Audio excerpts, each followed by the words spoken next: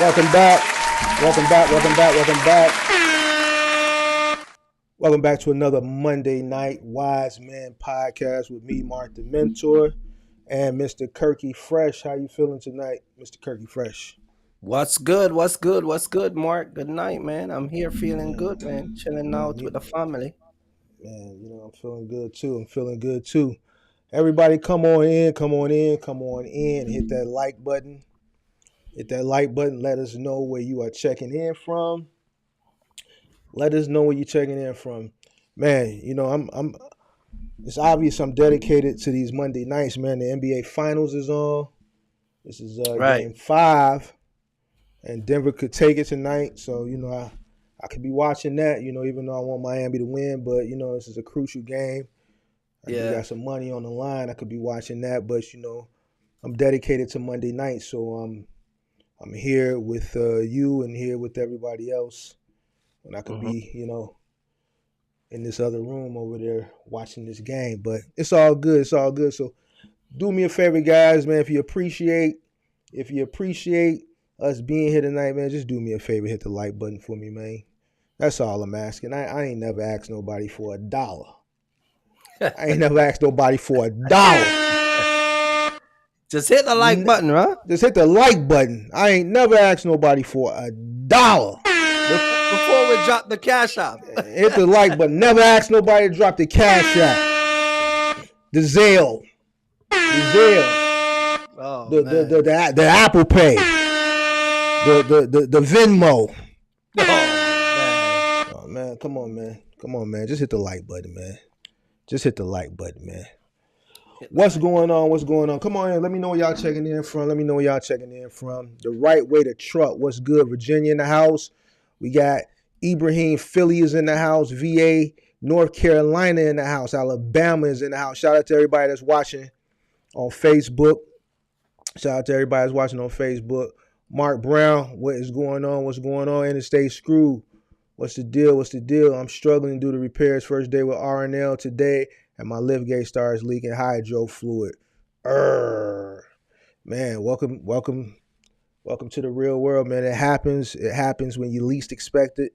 Things like that happen when you don't need them to happen. You know what I'm saying? But we're gonna talk about a little bit about the mentality when things like that arise tonight. We're going to talk about the overall mentality of a successful business owner. Notice I didn't put box truck in there. You know what I'm saying? I always preach, business. If you train yourself and you educate yourself on how to be a successful businessman or a businesswoman, you pretty much can find success in anything you do. You know what I'm saying? So I didn't want to generalize the thumbnail and the title of this live strictly to box trucking. If you want to be a business person, when you introduce someone, they'll be like, so and so said you. They don't say you're a box truck business owner. They say you a business owner. I'm an entrepreneur. I'm a business owner. I'm a box trucker business owner. You're a business owner. You're not gonna limit yourself. You don't want to generalize yourself to one avenue. You want to keep yourself open. So come on in.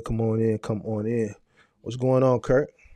What's up, man? Shout out to everybody in the live, man. Good evening to everybody, man. I see a lot of people bigging me up, so big up to everybody that's coming in.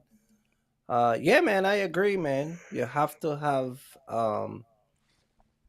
you don't want to narrow it down to a particular business, because the mindset again is it's a broad you should have a broad and open mindset. So yeah, you're right. Yeah.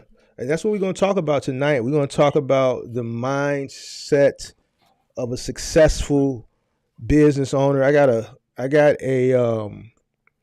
poll up in the chat for those that the poll. If you're struggling, just hit one of those links. It's got to be one of them. It's got to be one of those. Are you struggling in box trucking? Why? Be honest. My mindset is bogus. I'm lazy as hell. I lack the knowledge. All of the above. So far, we got 11 votes. 9% said my mindset bogus. 9% said I'm lazy as hell. 55% say I lack the knowledge. 27% say all of the above. So We're gonna see what that number look like at the end of the live. Um, I want to talk about mindset. We're gonna talk about mindset, and man, tonight may be one of those nights. We ain't had one of those nights where we just been brutally honest. You know, we haven't been in a situation where we're just speaking to the people. We've had guests on the past couple weeks, probably about the Yeah. past month. We had a few guests on back to back to back to back, but it's Shout time to out to get the back to guests that came through. You know what yeah, I mean? shout out to the invited ones and shout out to the uninvited ones. You dig what I'm saying? Mhm. But yeah, we've had just guests for the past few weeks from other creators to we had a broker on, and do we have somebody else on other than the broker? We had somebody else on too. I thought. All right, We no. I think I don't remember. yeah, I don't remember. It's I been don't remember. so long. It's been at least a month. It's so It's been at much least thing a goes month. on. Right, right. We just had a lot going on these past few Mondays, man. But it's back to the basics. So tonight we talking about mindset.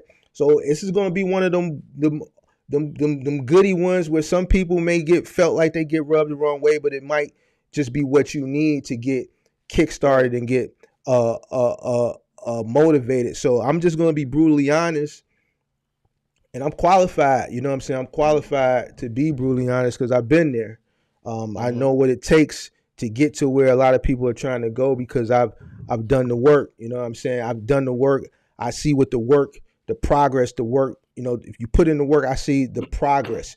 From putting in that work, I see what I see. I've seen that progress and I've seen that success. So I'm qualified to digging, getting into some people's feelings if need be to motivate them to get up and get out here and do what they need to do. Some people ain't gonna like some of this stuff we talking about. Some people are gonna we're gonna hit certain points, and some people are gonna be like, yeah, that's me.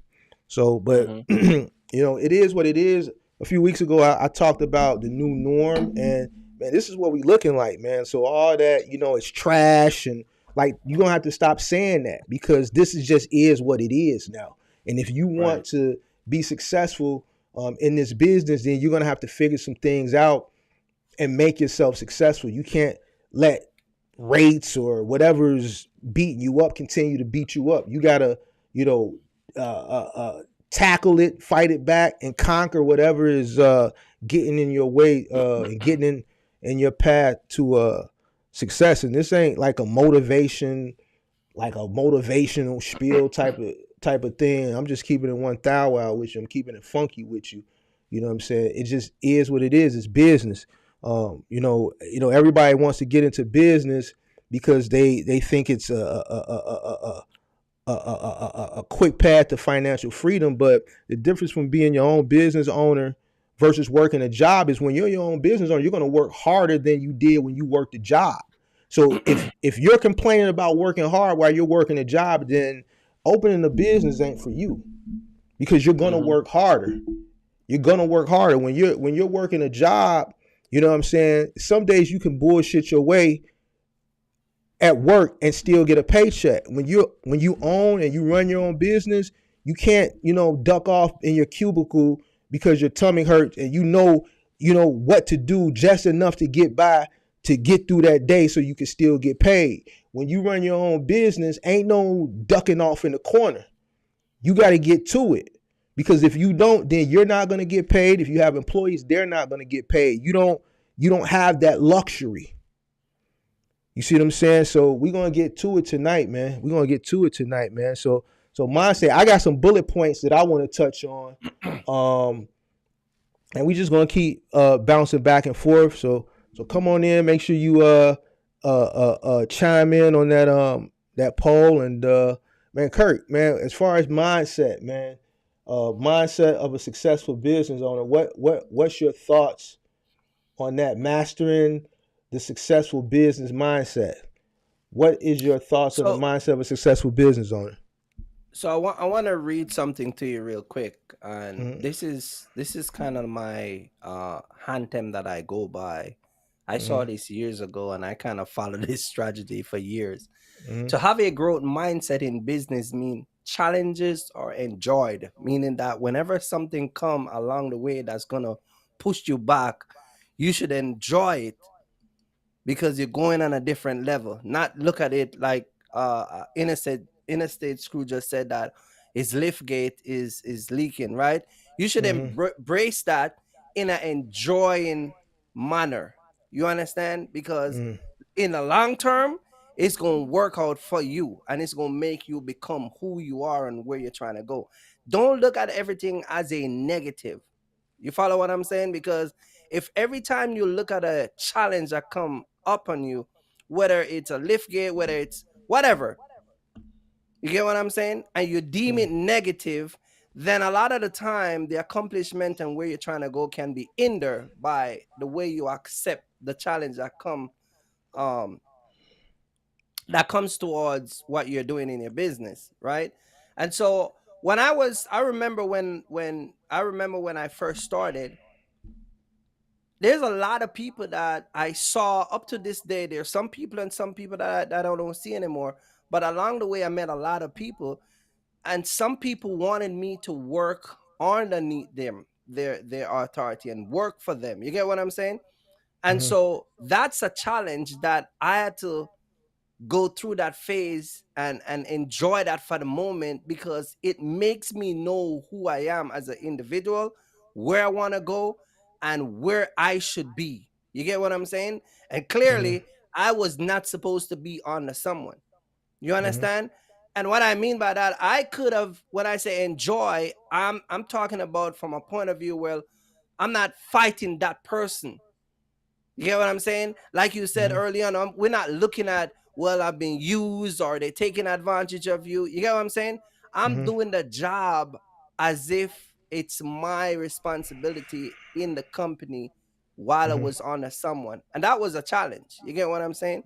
Right. Didn't have any authority, didn't have any truck, didn't have a lot of stuff, right? Mhm. So I'll always go by that. Enjoy the challenges that come at you. Never let the challenge that come at you look at it in a negative way. It says people strive to learn new things and employees see the immediate and long-term benefit of continuing to learn, develop new skills, new skills. So even people around you will see the long-term benefit that knows you.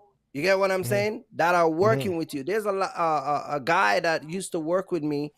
Um, I remember when I was at Select Express, me and him used to work teams together.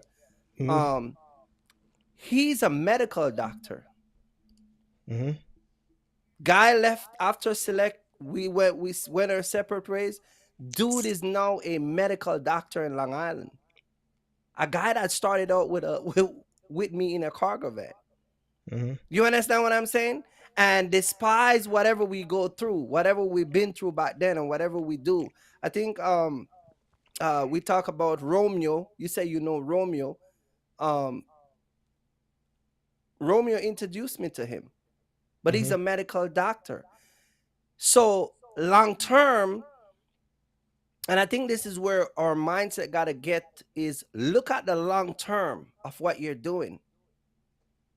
You get what I'm saying? And so you have to develop that mindset. Yeah, we live in a society where everyone is telling you, look, think about today. Don't worry about tomorrow. But when you look at where you're trying to go and embrace those new challenges and changes that's gonna come along the way in business, it's gonna Mhm. help you become successful. And I think that's the first part of having a successful mindset. Mhm.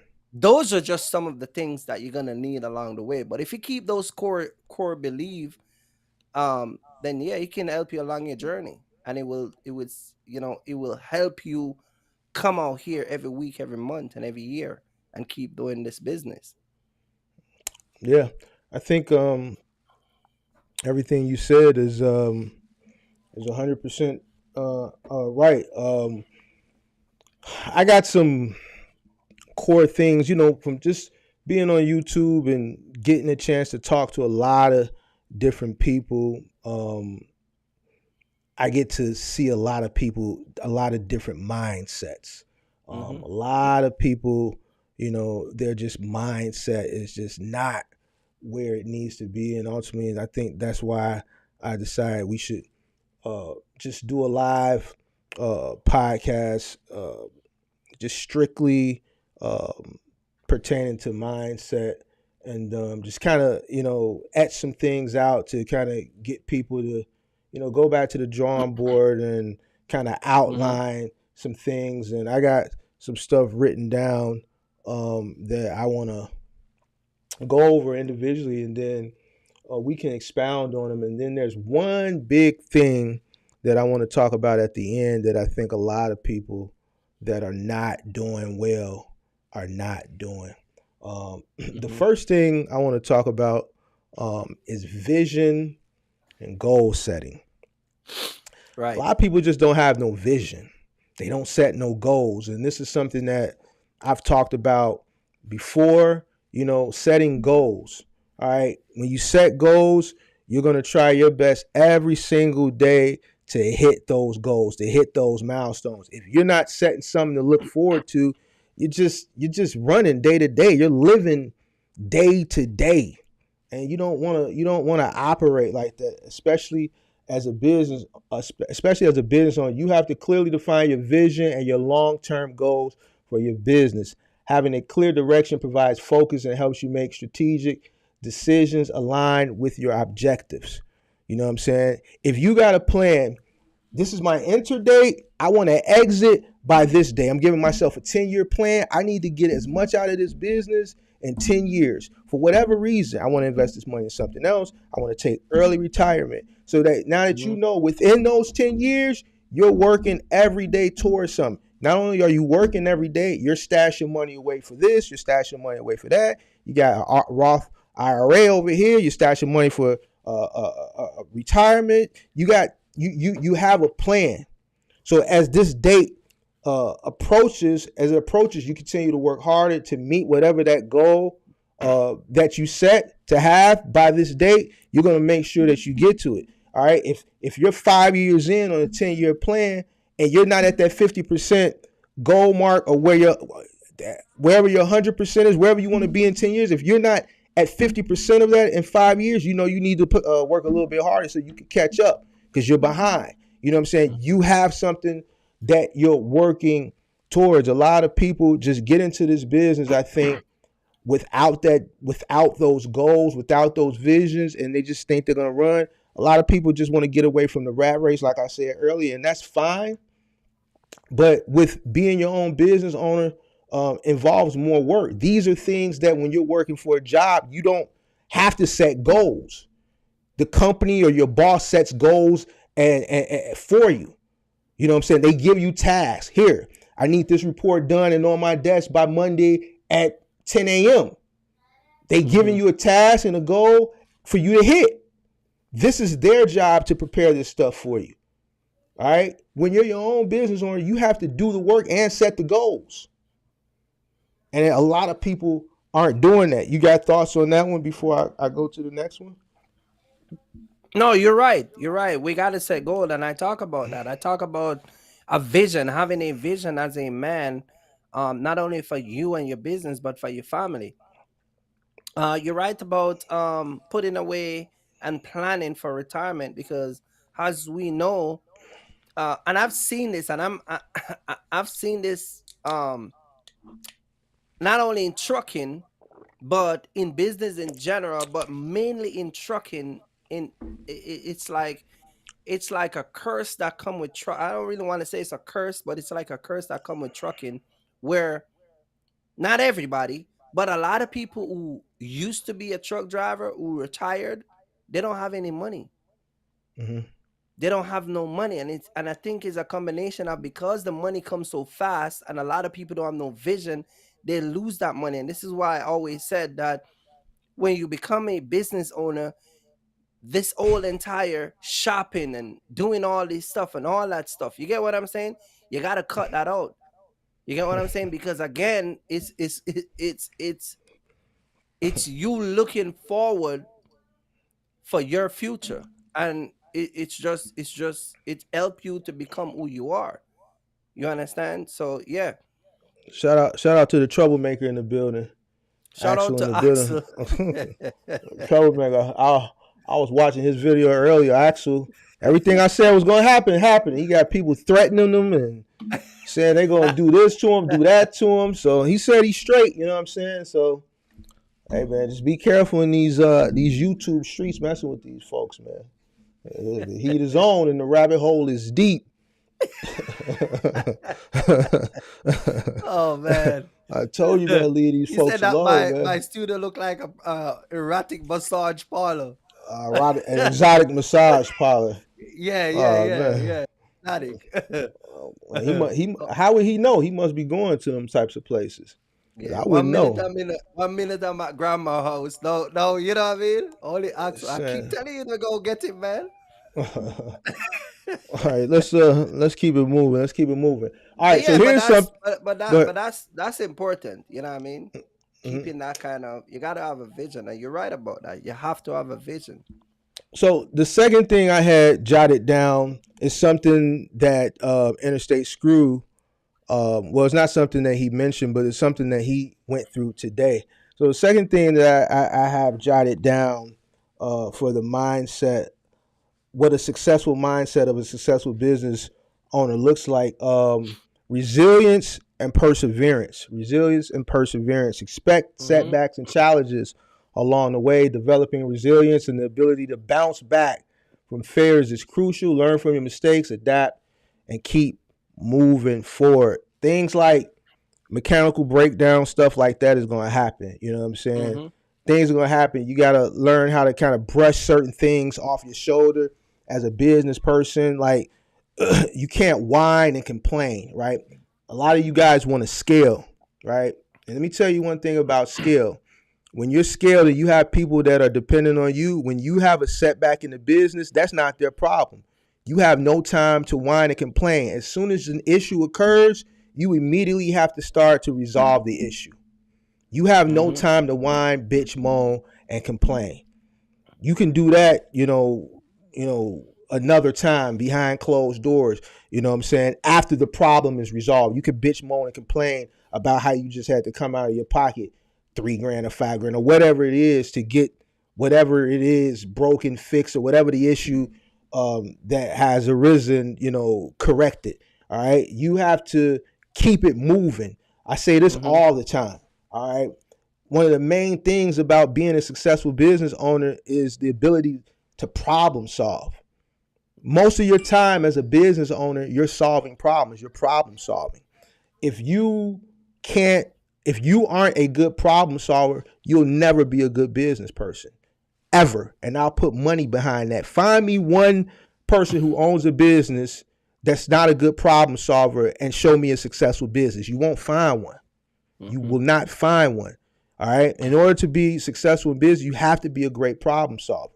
You know what I'm saying? Things are going to happen. It's a part of the business. You have to have resilience. You have to have perseverance. A lot of people didn't persevere this past holiday season or Mm-hmm. at the burst of the trucking bubble, like I would call it. You know what I'm saying? They didn't Right. persevere. They made a mistake. They got into an inflated market. They let people send them off. You see what I'm Mm-hmm. saying? And instead of them saying, okay, you know what? I was ignorant. I lacked knowledge, but I'm in it now. Let me reset um, and figure this out the correct way. A lot of people just gave up. Even some of your favorite YouTubers. It's trash. They use words. A business owner doesn't use words like that. They don't give up. And if they do, complain, they're gonna do it behind closed doors. You see what I'm saying?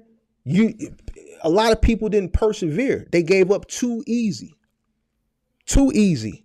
Sometimes you'll give up right before your moment is about to happen. You Mm-hmm. see what I'm saying? You never know when your takeoff phase is gonna go. You don't know.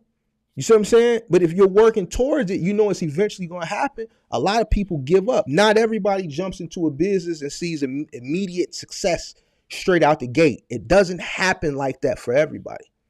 Mm-hmm. Business is a lot about timing. When I started back in 2010, I got into the moving business at the right time. That's why I didn't have a setback. It was like I got in and I immediately took off. It wasn't no slowing down. I got in at the right time. It was a housing market crash. People were losing their homes. It was the best time to start a moving company or a storage business. And I didn't even know. That was just the God. I didn't realize what was going on until like a year later. I was ignorant. I just happened to be at the right place at the right time and had the right idea. The right light bulb popped up in my head at the right moment. Right. But even when I had small little infractions, even though I was doing good, I didn't let those small little infractions deter me off my path. You dig what I'm saying? I persevered and I kept moving forward. I was learning the business as I was going along. You know, I didn't let the fact that I threw my shoulder out that first summer. You know what I'm saying? Hmm. I fell off a truck. I was still learning how to maneuver things. You know what I'm saying? I didn't let that deter me. Hmm. I knew what the goal was. I knew where the hard work, the path for hard work would lead me to. How did I know it? Because I was seeing the results at the end of every day.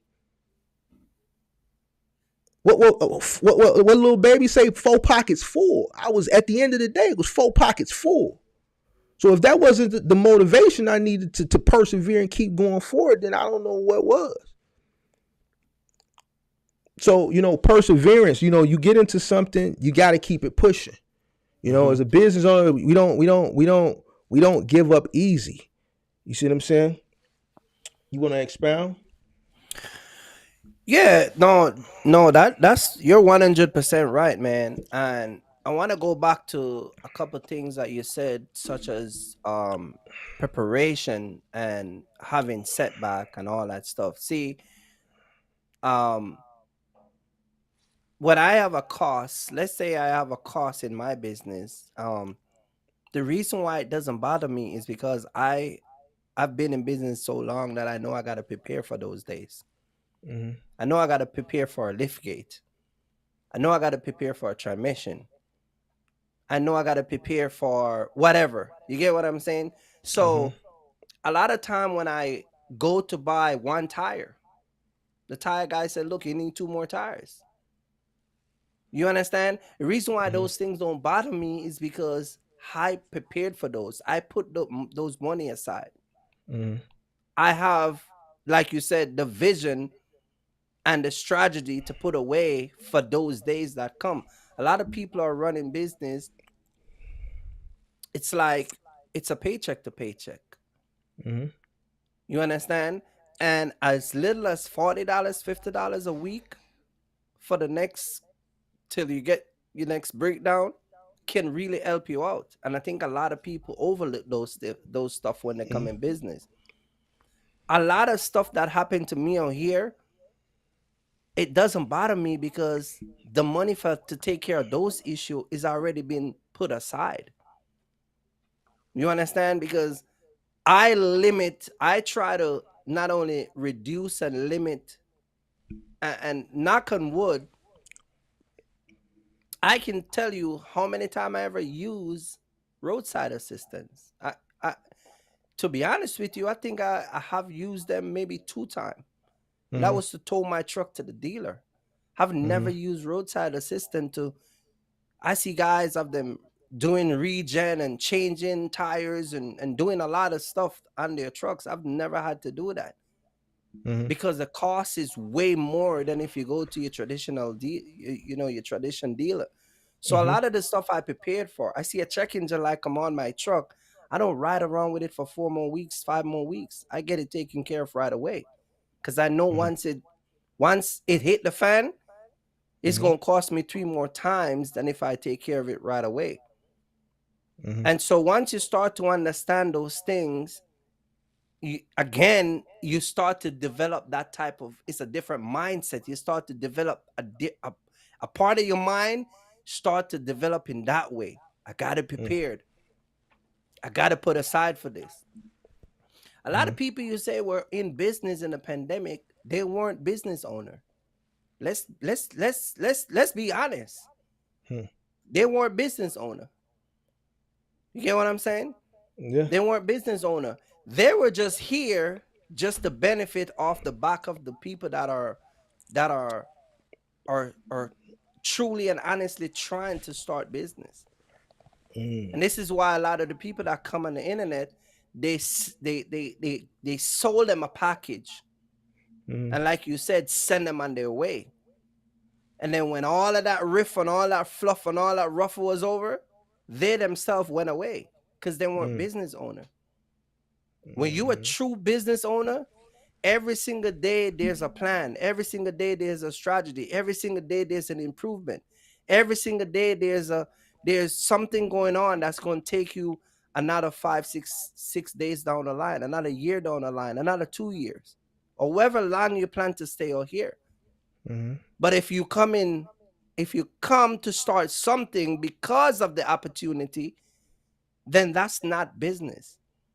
That was just you taking advantage of the opportunity. If you go back and look at a lot of people, not a lot of content creator, not only in the trucking space, but in all type of space, they tell you, oh, I'm coming out. I'm going back to doing what I'm doing because this is not working out for me. So, but when you're a true business owner, first of all, your commitment is different. Your dedication is different. Your time, you value time different. You value people different.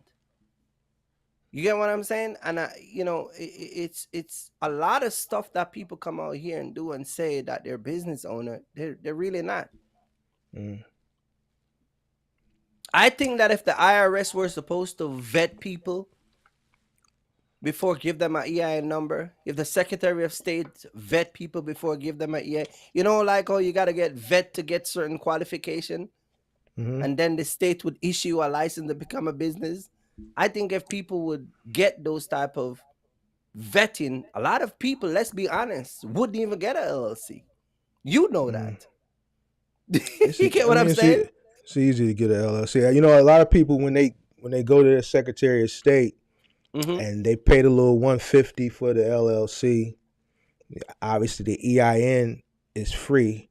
At that moment, when the Secretary of State emails them those articles of incorporation, they start promoting that they're a business owner. I see a lot of people on Instagram just open my first business, and they think just because they got these articles and this EIN number, they're officially a business owner.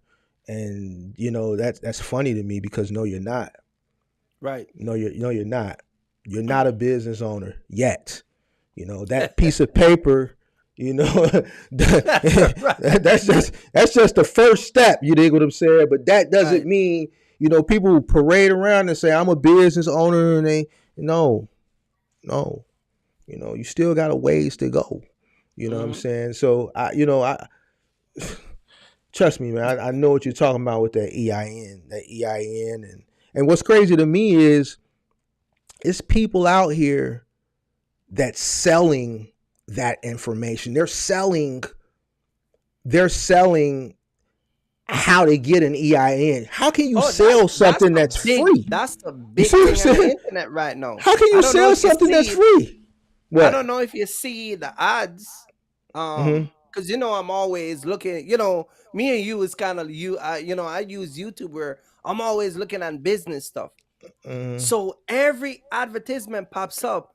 Let me show you how to get an LLC. It's all in these little advertisements.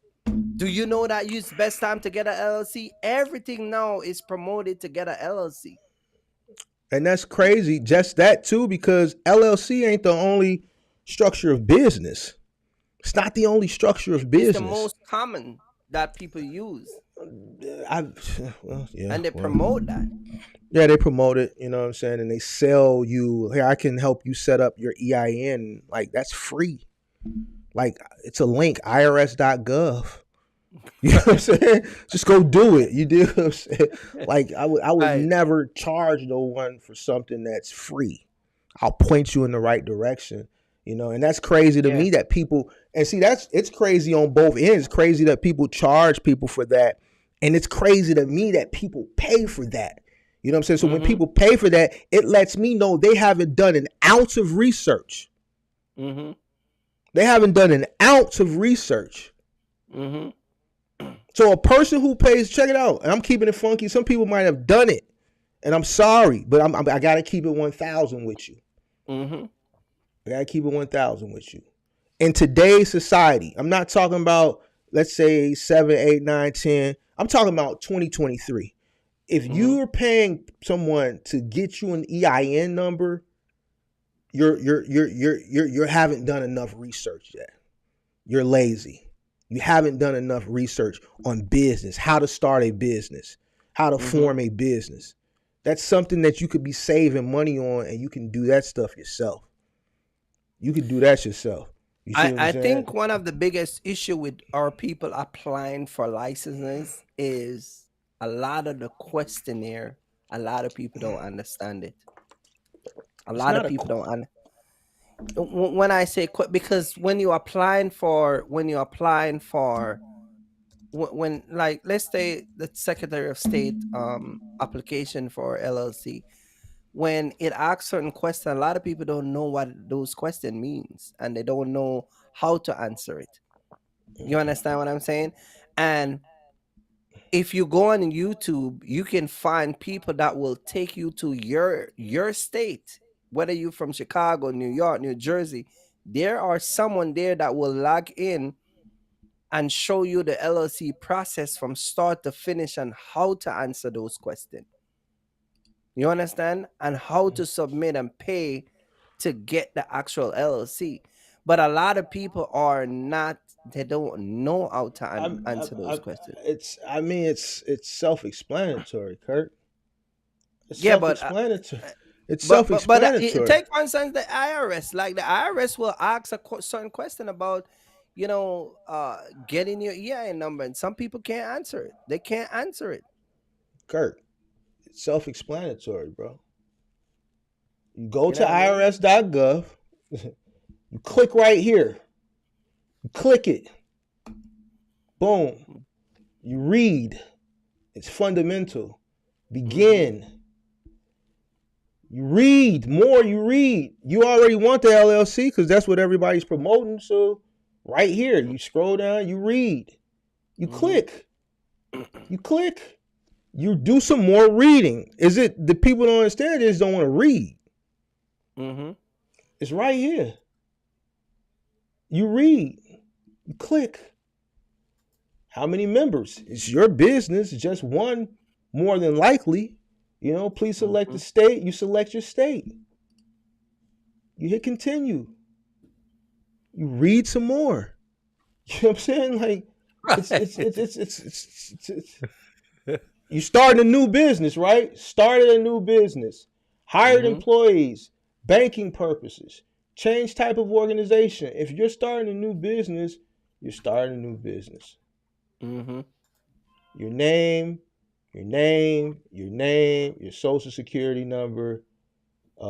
I am one of the owners. You're one of the owners. You're not a third party. You're gonna hit continue. I'm not gonna put all that information in there. After that screen, that's it. It's gonna Right. give you a screen. It's gonna give you the next screen. From what I remember, it's been a long time. Well, it hasn't been that long. It's been like last business I formed was a few years ago. And then that next screen, it shows you your EIN and it gives you an option to print it or email it to Mm-hmm. yourself. And that's it. Yeah, a lot of people having an issue with just dealing with that. And that's it. So I don't, um, yeah, I just don't see how, you know what I'm saying? But if you can't, but here's the thing, check it out. If that is challenging, and I'm not trying to be funny, I'm keeping it a buck. Mm-hmm. If something that is that's not, I wouldn't even consider that intermediate. If that is challenging to someone, how do you expect them to own and operate a business when they're gonna if they can't understand that, how are they gonna understand a BOL? an Well, that invoice. well that is a problem. A lot of people are when they come across certain issue in business, because they're so accustomed to pay the way around. They do that in everything. You know what I mean? So this is where dispatchers come in. They don't understand a bill well. Screw it.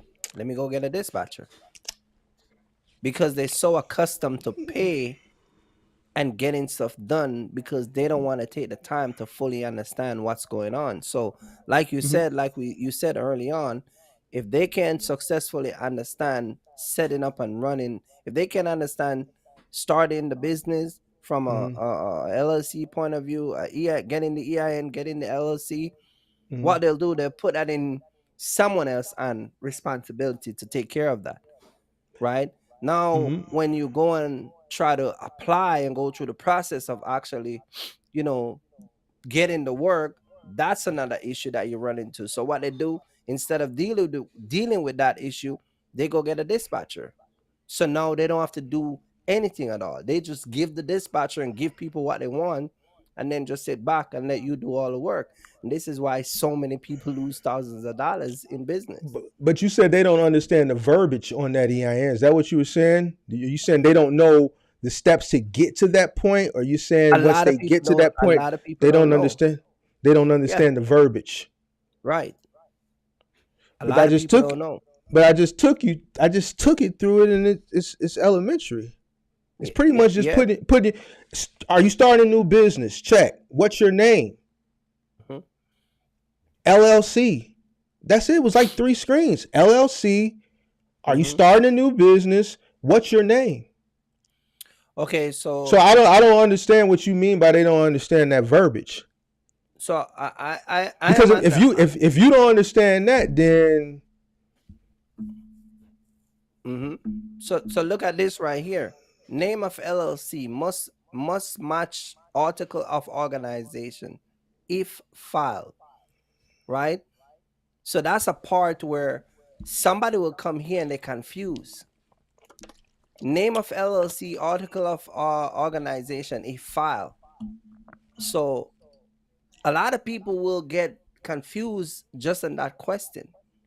Trade name doing as only if different from legal name.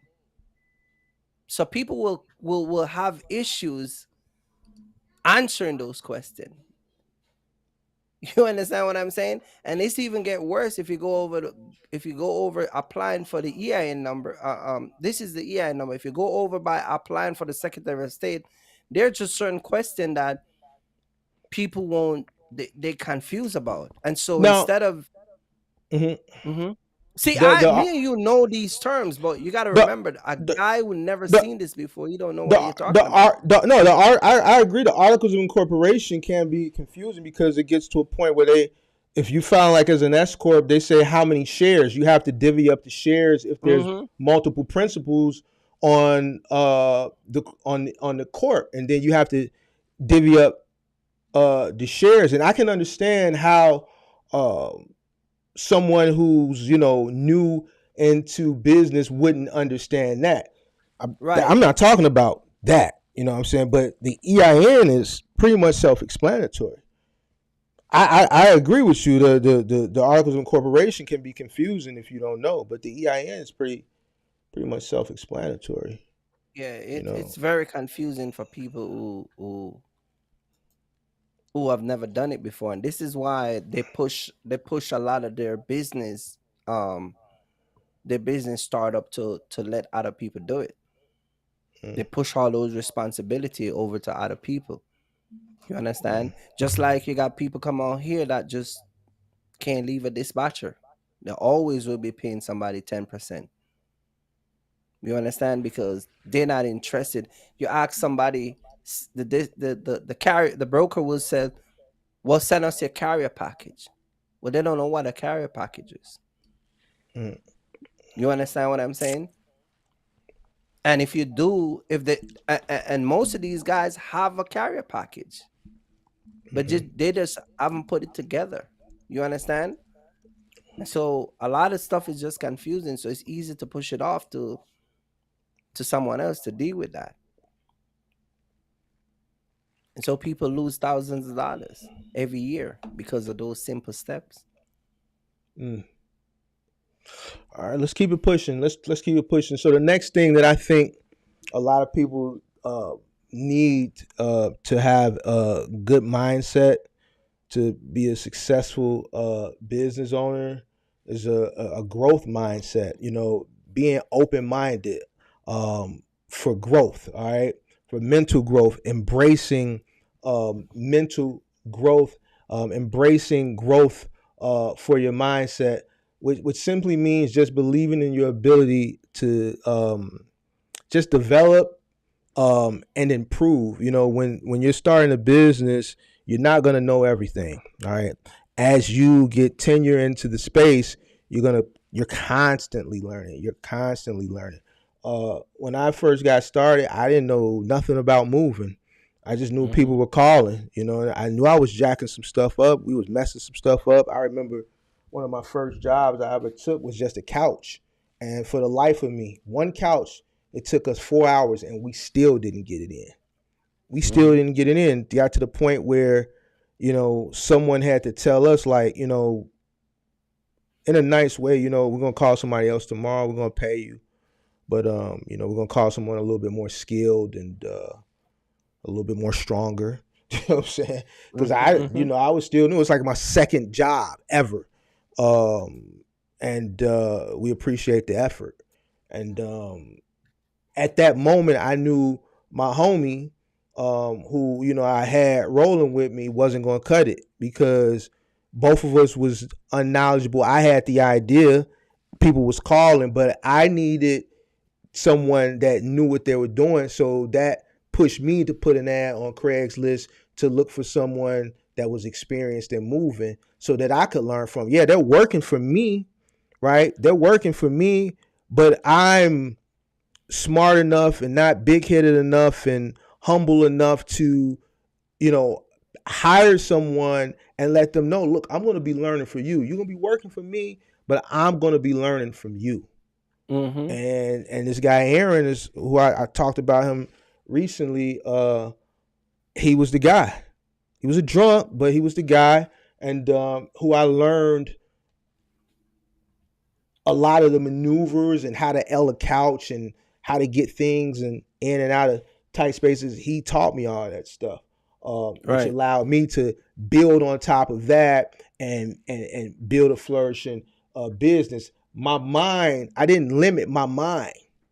I didn't I didn't have just a narrow mindset where, you know what, I got to know everything and I can't let someone that's working that I'm paying let them know that they know more than me. You see what I'm saying? I didn't do that. You know what I'm saying? There's nothing wrong. Like, you can learn from everybody. And I was opening up front with that guy, and I paid him handsomely um, to do that. You know, he was doing the physical work with me, but I gave him a little extra every day because he was doing more work. Because I was ignorant and lacked knowledge on how to maneuver a lot of things, that caused him to work harder.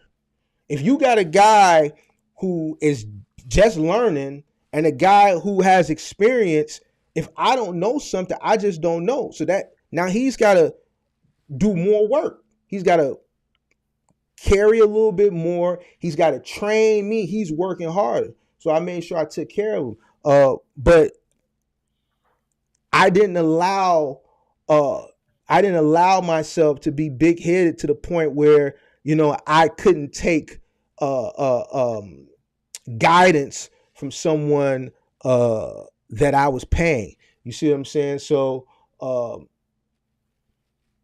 same thing in business. You'll see people who will have, and I talked about this in one of these recent videos I had. You'll have people like I've had people work for me, right? And it'll be three guys on a truck, and it's Mm-hmm. always one guy that's just more knowledgeable. Obviously, we schedule the trucks. Like, I'm not gonna put three idiots on a truck. Right. You know what I'm saying? We're always gonna have one guy who's got a brain. You gotta have one guy with a brain. You got one guy that's just dumb muscle. He's dumb as a box of rocks, but he's strong and he's skillful in the task at hand, right? And then you may have Anthony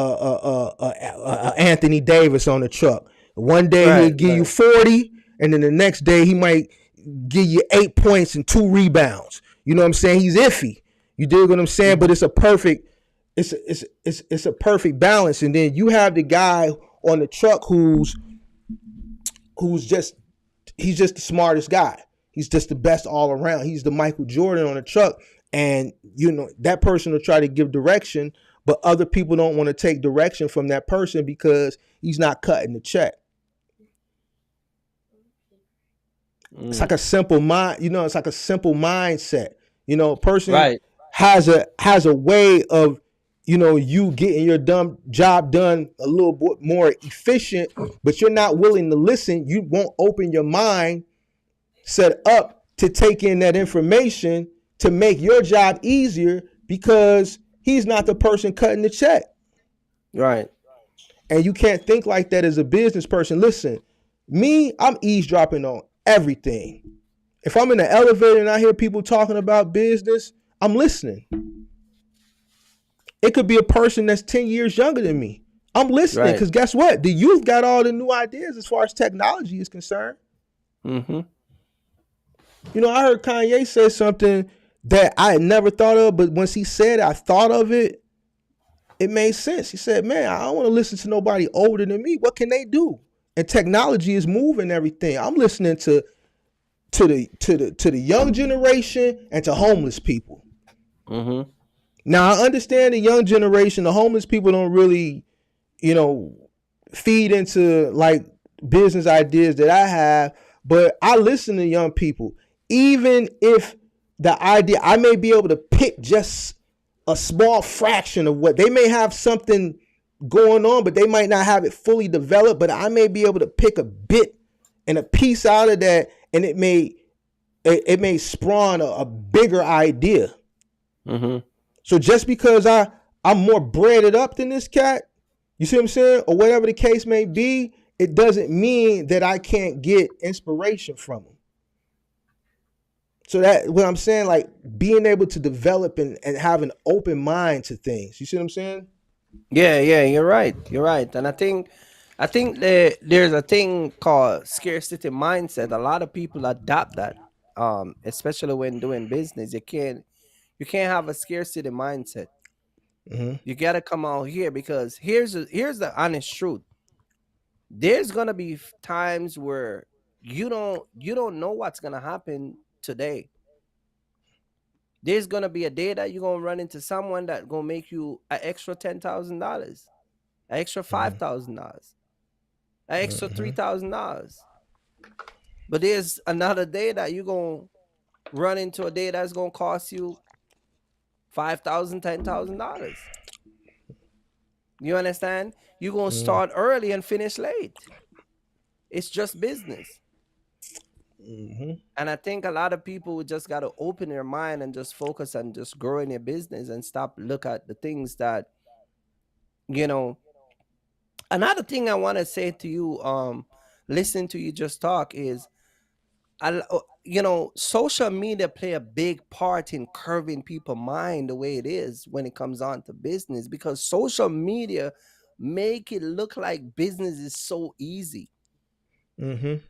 And that's the pushback that I think people like me and you get, that really sit down and tell people that it is business is really work. And somebody can put up a 2-3 minute video and show you their successful path, but the real success does not come, you can't package that in a video in 2 minutes. Mm-hmm. And I think Yeah. this is one of the biggest misleading concept that is out there that people like me and you gotta face. Social media as portrayed to people Mm-hmm. that you really make it like this, like it really goes down like this. Mm. You get Yeah. what I'm saying? And Yeah. I think a lot of our people is getting sucked into that type of concept. Hmm. That's why I don't, I've always made it my business, and I've said this many a times. I've said it to you, I've said it online. you've been here. Mhm. So you've witnessed my lifestyle in person. Mhm. I Mhm. don't do that online, right? Because my lifestyle is not going to help the next person's box truck business succeed. What's going to help the Mhm. next box truck person's business succeed is the information that I have from the tenure that I have of being in this business. Mhm. Me going to Dior, buying some B-22s or some B-23s, me calling my Gucci rep to go get some Gucci sneakers, me going out to a club and me standing on a couch and the light Right. show coming with the bottles. You see what I'm saying? None Mhm. of that is gonna help nobody. Right. Nobody that's watching business be successful. It's gonna be the information that I'm given from my years of experience Mhm. and my education in this business. They don't mix. If I want to do lifestyle on the internet, I'll just create a lifestyle channel or a Right. lifestyle page. Before Right. this, I don't even have a page. I don't have a personal Instagram. I Mhm. created an Instagram for this. I'm from a different era. We don't we don't show people what we doing because it's nobody's business. I don't need to show you where I'm at, what I'm eating, how the picture, the receipt. I'm from a different era. This Right. new era, this is what they do. So I agree. You know what I'm saying? And what you're talking about is content. You have scripted content uh, that people do to get clicks and likes to infuse their pockets, to monetize their pockets, right? So with the internet now, when it comes to this influencer space, as far as motivation, that motivation niche, you don't know Mhm. what's real versus what's fake because you have scripted content for motivation. Like people Right. sit down and write scripts. Okay, we're going to target the box truck community. Let's go on Turo. Let's rent this. Let's go on Airbnb and we're going to rent that. Like this same, listen, check it out. It's this one green Lambo that everybody's one guy in Vegas. He has two green Lambos. And there's a lot Right. of people that use this green Lambo Right. in all different genres. I seen Bandman Kevo use this same Lambo. I seen the chick with the trucking thing use that same Lambo. Mhm. It's scripted content. They're scripting the content to get people to view it, to like it, to monetize their pockets. It doesn't necessarily mean that what they're saying is true. It doesn't necessarily mean what they're saying they've actually done it. Motivational content is probably one of the most successful niches you can get into on Instagram. Or if you're running shorts for YouTube, like the short form content, motivation Mhm. is probably one of the top most viewed. So of course, if people that follow, see, you gotta understand, like you got good content creators. They might suck in trucking. You had some good content creators that got into box trucking because they were following the trends, right? And they sucked at Mhm. it, but they're good at creating content. They're good at doing the research on Google Trends to see what's trending and starting to target those specific niches that are trending and creating content around those niches, right? Mhm. To infuse capital and monetize their pockets. And then once that trend goes away, they keep looking on Google Trends and then they go to something else. So you're right. You know, social media is a key component to a lot of misconceptions. Right. So yeah. Yeah, but it's also, a lot of people who follow those Instagram thing and the social media, man. When you, it's all, see, it's all about maturity also, because a lot of the stuff, like you said, a lot of the stuff, man, when you become a certain like a grown man, certain things you're not indulging anymore. You get what I'm saying? And it's like, I think a lot of those people sometimes can be looked at as having low self-esteem, or just, trying to catch up, or trying to be looked at different than the way they really are. And so a lot of people just come out here, and instead of running their business and doing stuff that they're supposed to do, they just come out here and just put on a facade and just make it look like life on this side is the good side. You know what I Yeah, mean? And it's really not. yeah. A lot of maturity comes in with running a business. You know what I mean? And so, like I said, man, it's not what it seems on the internet. The internet have a way of uh seducing people. Hmm. I heard somebody say something the other day. I was watching this podcast, and the guy said that the biggest Delilah we have now is Instagram. I've been saying that. He said Instagram is the biggest Delilah, the biggest deceiver. Hey man, You get check what it I'm out. saying? It So yeah. is. You got you got NBA players Hmm. that's making millions of dollars caught up in Instagram buffoonery because they browsing Instagram and they Hmm. seeing the chicks and the chicks are seduce. I mean, these is goofy mogs anyway. They goofy anyway. You dig what I'm Hmm. saying? You know what I'm Yeah. saying? I'm not gonna put no chick on the payroll and I'm a millionaire and I got chicks at my beck and call, but this is Instagram.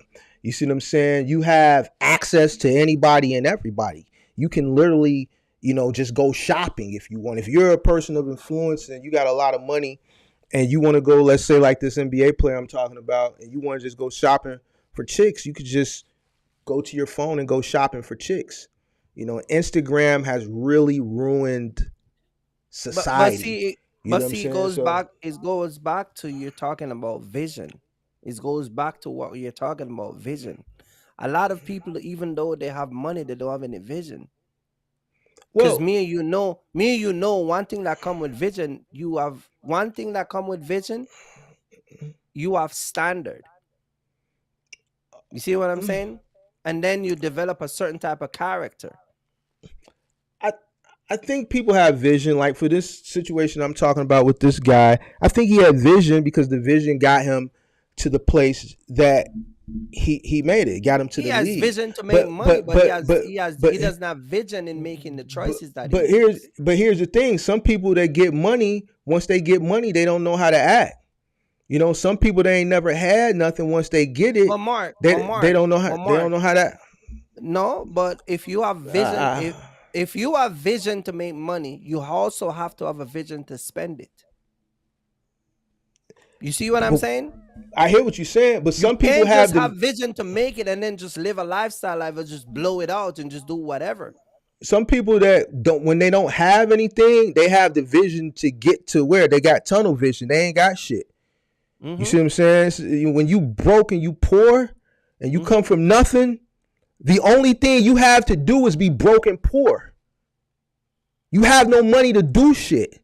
You can't go to Six Flags. You can't go to the mall. You can't go to Fifth Avenue. You can't go to Rodeo Drive. You can't go on Michigan Avenue. You can't do shit but be broke and poor. Mm-hmm.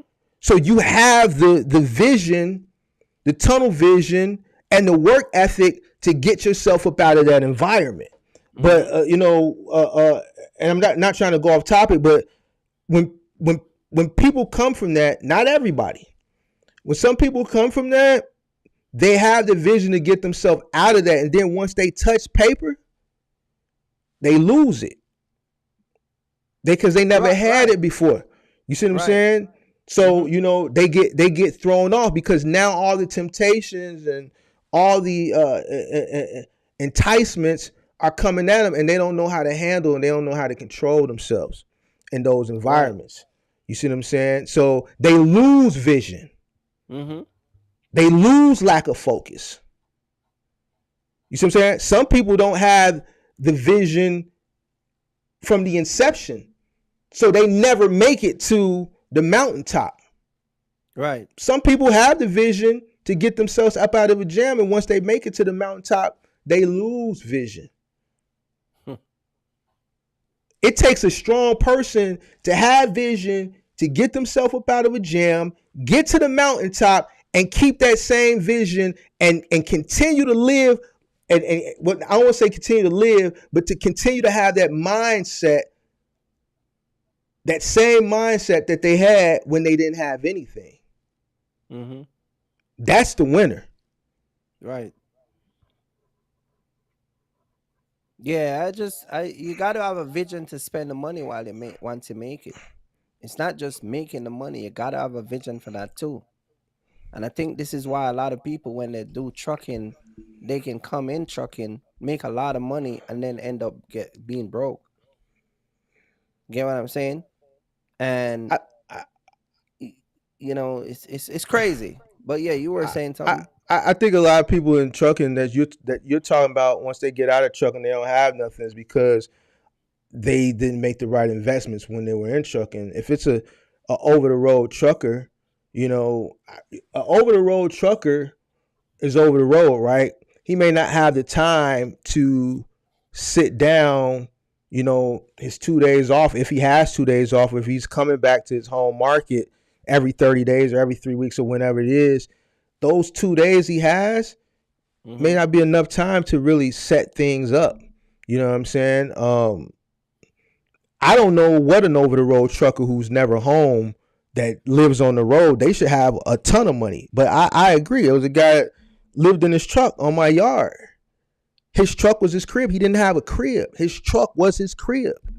When he wasn't on the road, he was in his truck. When his truck was broke down, he was in his truck. When he had to take his truck to the shop and it had to be at the shop for 3, 4, 5 days, he had to ask the mechanic, could he stay in their shop in his truck, because he had nowhere to go. He didn't even have any money to get a room.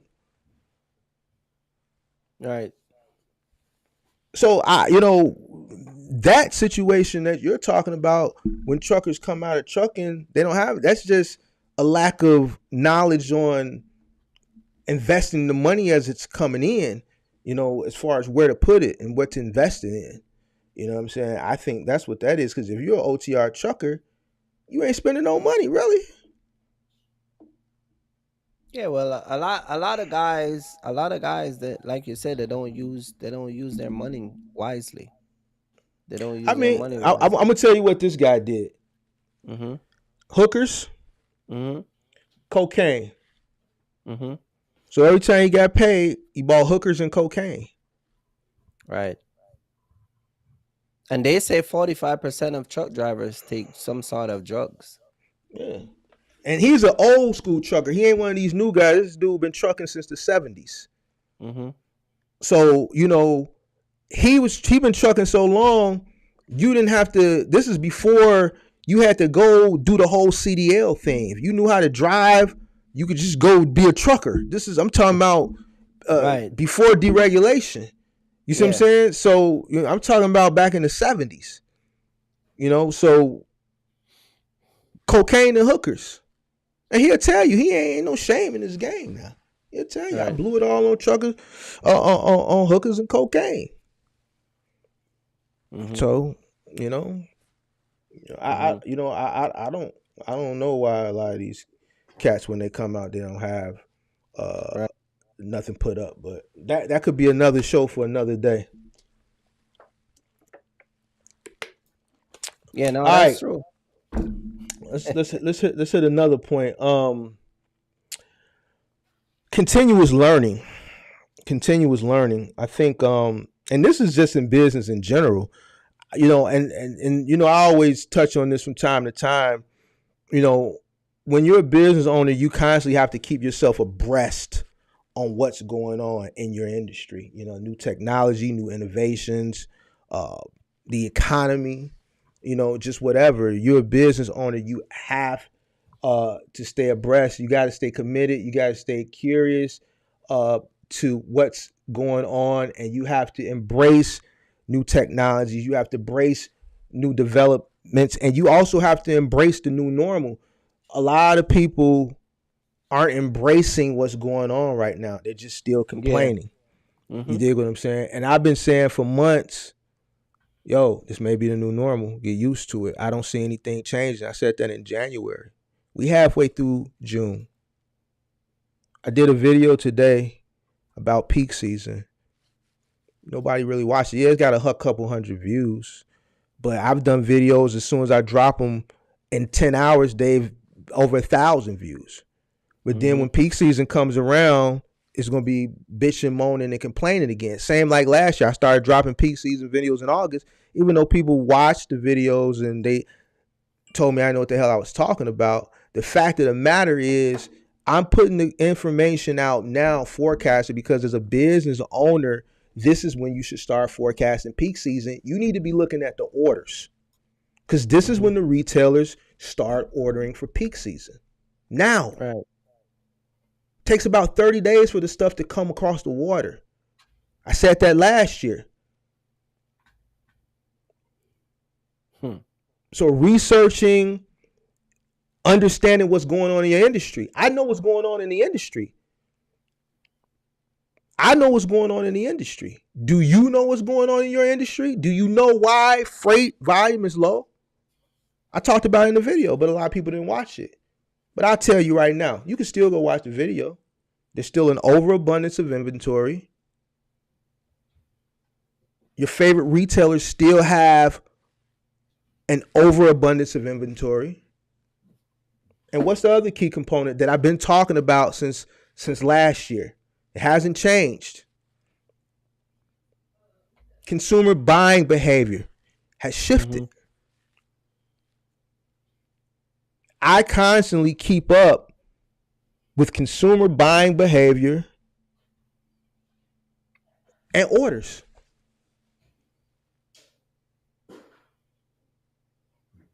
Hmm. So, you have to stay abreast of what's going on in the industry. You have to seek this knowledge. Before I do any uh entertaining scrolling in the morning, when I wake up, I'm looking at the news. I'm listening to the news. CNBC, MSNBC. I need to know what's going on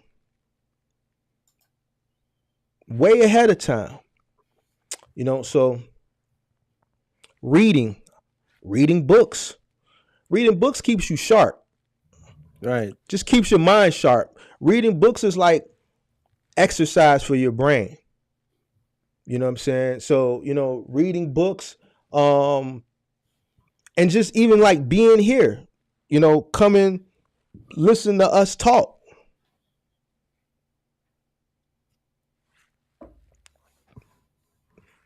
You got it? Yeah, you're right. Reading books and keep it help you keeping up with what's going on also in not just in business but this overall.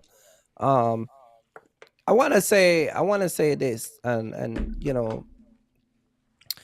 we got to reconstruct our whole mindset. We got to go back to the whole some of us need to go back to the very first day when we decided we want to start our business. A lot of people lose that passion, that drive. A lot of people lose that excitement once they come out here and start to see what it's really about. A lot of people lose, all that pleasure that I had when first That started. And I think that a goes lot of back us need to go that back goes back to to that goes back to perseverance though. right. We need to go back to that. We need to get back to that, and a lot of people need to get back to that drive and that all that stuff because this is why I said that your best motivation is gonna be you. Because once somebody motivates you and they move from your presence, nobody's there to motivate you no more. You're on your own. So you gotta motivate you to be out here. And I think a lot of people is just you gotta go back to that. You know what I mean? So And so and so and so you saying people need to motivate themselves, or you? yeah, you gotta keep motivating yourself. Keep becoming a better version of yourself. Keep pushing yourself and striving. You know what I mean? Because that's the only way you're gonna be out here and keep out here being strong and keep going. You All know what I right, mean? So all right. yeah. The next one, the next thing for mindset, to become or to become ultimately become a successful business owner, adaptability and flexibility, and this is something that I think we both touched on lightly. I know I touched on it. Adaptability and flexibility. Industries change. Right. Markets and industries are dynamic. Change is inevitable. All right, so being able to adapt, being able to be flexible, um, allows you to adjust your strategies, your services, whatever lane you're in, to meet evolving customer needs, right? So, Mm-hmm. going back to what I said a minute ago, consumer buying behavior has shifted. All right, it's shifted. I've seen people make the shift, but not everybody. There's still some people complaining and hanging in whatever they're doing instead of moving to something else. I did a call-in show, Kirk, Thursday. I don't know if you got a chance to check it out. And pretty much everyone that called in was thanking me, with a few guys that were running middle mile that have resorted. They've done the hard thing. They went over to moving. Mm-hmm. Charles did. He came off the road to do curbside final mile. He's doing the TQL HD supply, and then I had the young brother Zoe. Forget Zoe something. Shout out to you. He jumped into the moving. I think I remember talking to him on a live stream, and he said it in the live. He said, "Man, yeah, I've been listening to everything you said. I heard you say the $99 couch deliveries, the moving. You right, that moving money different." Even Charles said, "Man, yeah, I do moving too on the side on the weekends when he's not running that TQ. That they've transitioned what wasn't working to what is working. Mm-hmm. You know what I'm saying? And sometimes, and here, let me say this too. And this ain't to step on your toes, Kurt, because I know this your lane. A lot of people wanted that easy money because they were sold that dream on that easy money as far as that middle mile trucking. And it is a Right. lot easier than final mile, and it's a lot easier than moving because you're just driving for the most part. But what those guys didn't tell you is that lane is solely reliant on the economy and consumer buying behavior. Mm-hmm. See, this is the part that they didn't tell you because they didn't know this. All right? They didn't know this. All right? So, the moving industry, it ain't lost its step. See, the thing with moving is you can actually go up on your rates. You set the price. You're dealing directly with the consumer. All Mm-hmm. right. Final mile, you don't hear nobody in final mile complaining that it's a shortage on freight. Right. But the thing is, a lot of people don't want to do that work. Last year, a lot of people was complaining. I remember people, I had the one guy, the other influencer was making fun in the video talking about, man, don't nobody want to carry nothing, all these refrigerators and stuff up 3 flights. And it was all fun and jokes. Yeah, everybody was laughing at me. But the thing is, I Mm-hmm. made a whole bunch of money over the years of moving and final mile. It ain't too funny no more, is it? Right. It ain't funny no more, is it? The point that I'm trying to make is when you're a business owner and if something's not working for you and you have a tool that you can use that tool in another facet, it's your duty, it's your obligation to take that tool and move it over to what's working. a lot of people don't want to do the work. But we're Mm-hmm. gonna get into that because see, that's the part I want to say for the end that a lot of people gonna feel hurt. You know, some people probably gonna unsubscribe, which I really don't care. You know what I'm saying? I don't. But because it's the truth. Mm-hmm. But I want to say that to the end. So, uh, being able to adapt, and be flexible. The economy is the economy. You know, I said it in the video today. Everything that I've been saying, CNBC backed everything up that I've been saying for the past year in an Hmm. article, word for word. And you can look at the date when that article was written, and you like, damn, Mark been saying this stuff. So if consumers have shifted their behavior, then as a business owner, you got to shift with it. I went Right. to McDonald's. I don't eat McDonald's, but I ran into McDonald's not too long ago to get a salad. I didn't realize McDonald's stopped selling salads. I think something because of the lettuce. The fact of the matter is they stopped selling salad. They shifted. Mm-hmm. You know, if I'm trying to think of a good example. If people, okay, so like over the years, I would like to say the past 10 years, people have been more on a healthy kick. So you see a lot of restaurants implementing more health, nutritious meals into their menu. Mm-hmm. Restaurants shift their dynamic. They have to meet the needs of the consumer. All right, so check it out. We used to wear baggy jeans. Mm-hmm. Baggy jeans played out. People started wearing skinny jeans. So guess what? Buyers at retail stores stopped buying baggy jeans. They started buying skinny jeans. They have to Yep. meet the demands of the business. They have to shift. If you want to stay in business, business owner, you have to shift as well. Now, I'm not saying get out of middle mile trucking. That's not what I'm saying, Kirk. I ain't trying to step on your toes.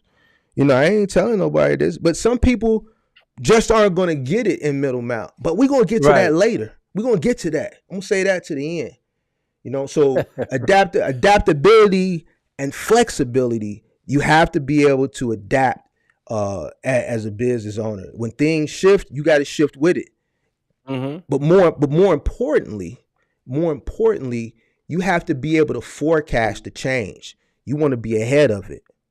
So I would suggest you watch that video I put out today because this peak season, I'm not going to help no. Like last peak season, I was on 3 nights a week. I was helping people navigate, pointing people to apps, pointing people. I introduced curbside from out. This year, I'm not doing none of that. I'm going to enjoy my holiday season. I'm not coming on Mm-hmm. 3 nights a week. I'm going to enjoy my New Year's. I'm not doing it this year. I'm going to keep doing these peak season updates all the way into the holiday. And if you're banking on holiday season and it doesn't turn out to what you think would be a normal peak season, don't look for me because I'm going to be like, this year I'm going to tell you, man, I told you so. You see what I'm saying? So adapting, being flexible, and being able to, forecast what's coming, what lies ahead by doing the education and staying abreast of current events. What you got, Kirk? Yeah, no, you're right. You're right. Adaptability is a big thing why a lot of people don't want to change.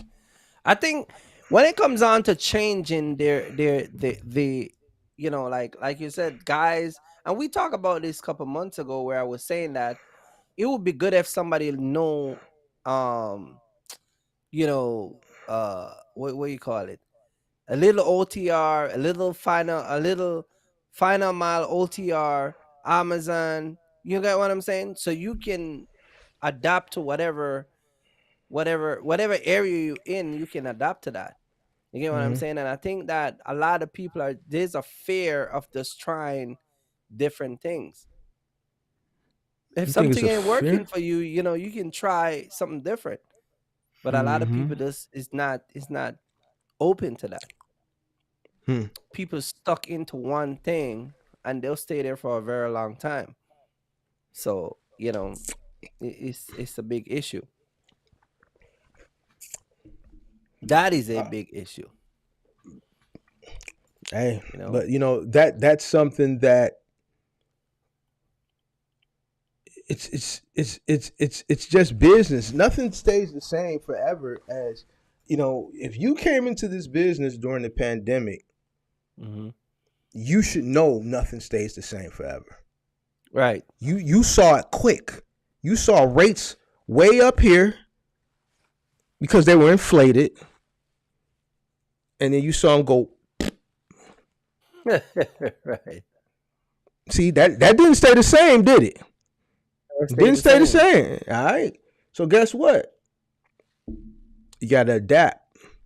Gotta adapt. So you got anything else for that, or should I go to the next one? Yeah, you can go to the next one, but people gotta learn to open up their mind and just adapt to whatever changes around. Gas is not gonna be $2 or $1.50. Those days are over.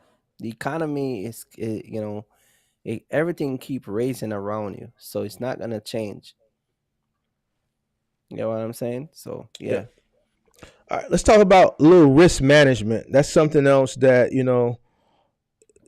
you have to have in your mindset to ultimately be a successful business owner. Understanding and knowing how to manage risk effectively, taking calculated risk, but also developing a contingency plan. You know what I'm saying, and mitigation strategies. Just in case. The bigger the risk, the bigger the reward. But some people can't take certain risks. So coming into a business, you need to know how much you're able to risk. Mhm. Everybody's Mhm. situation is different.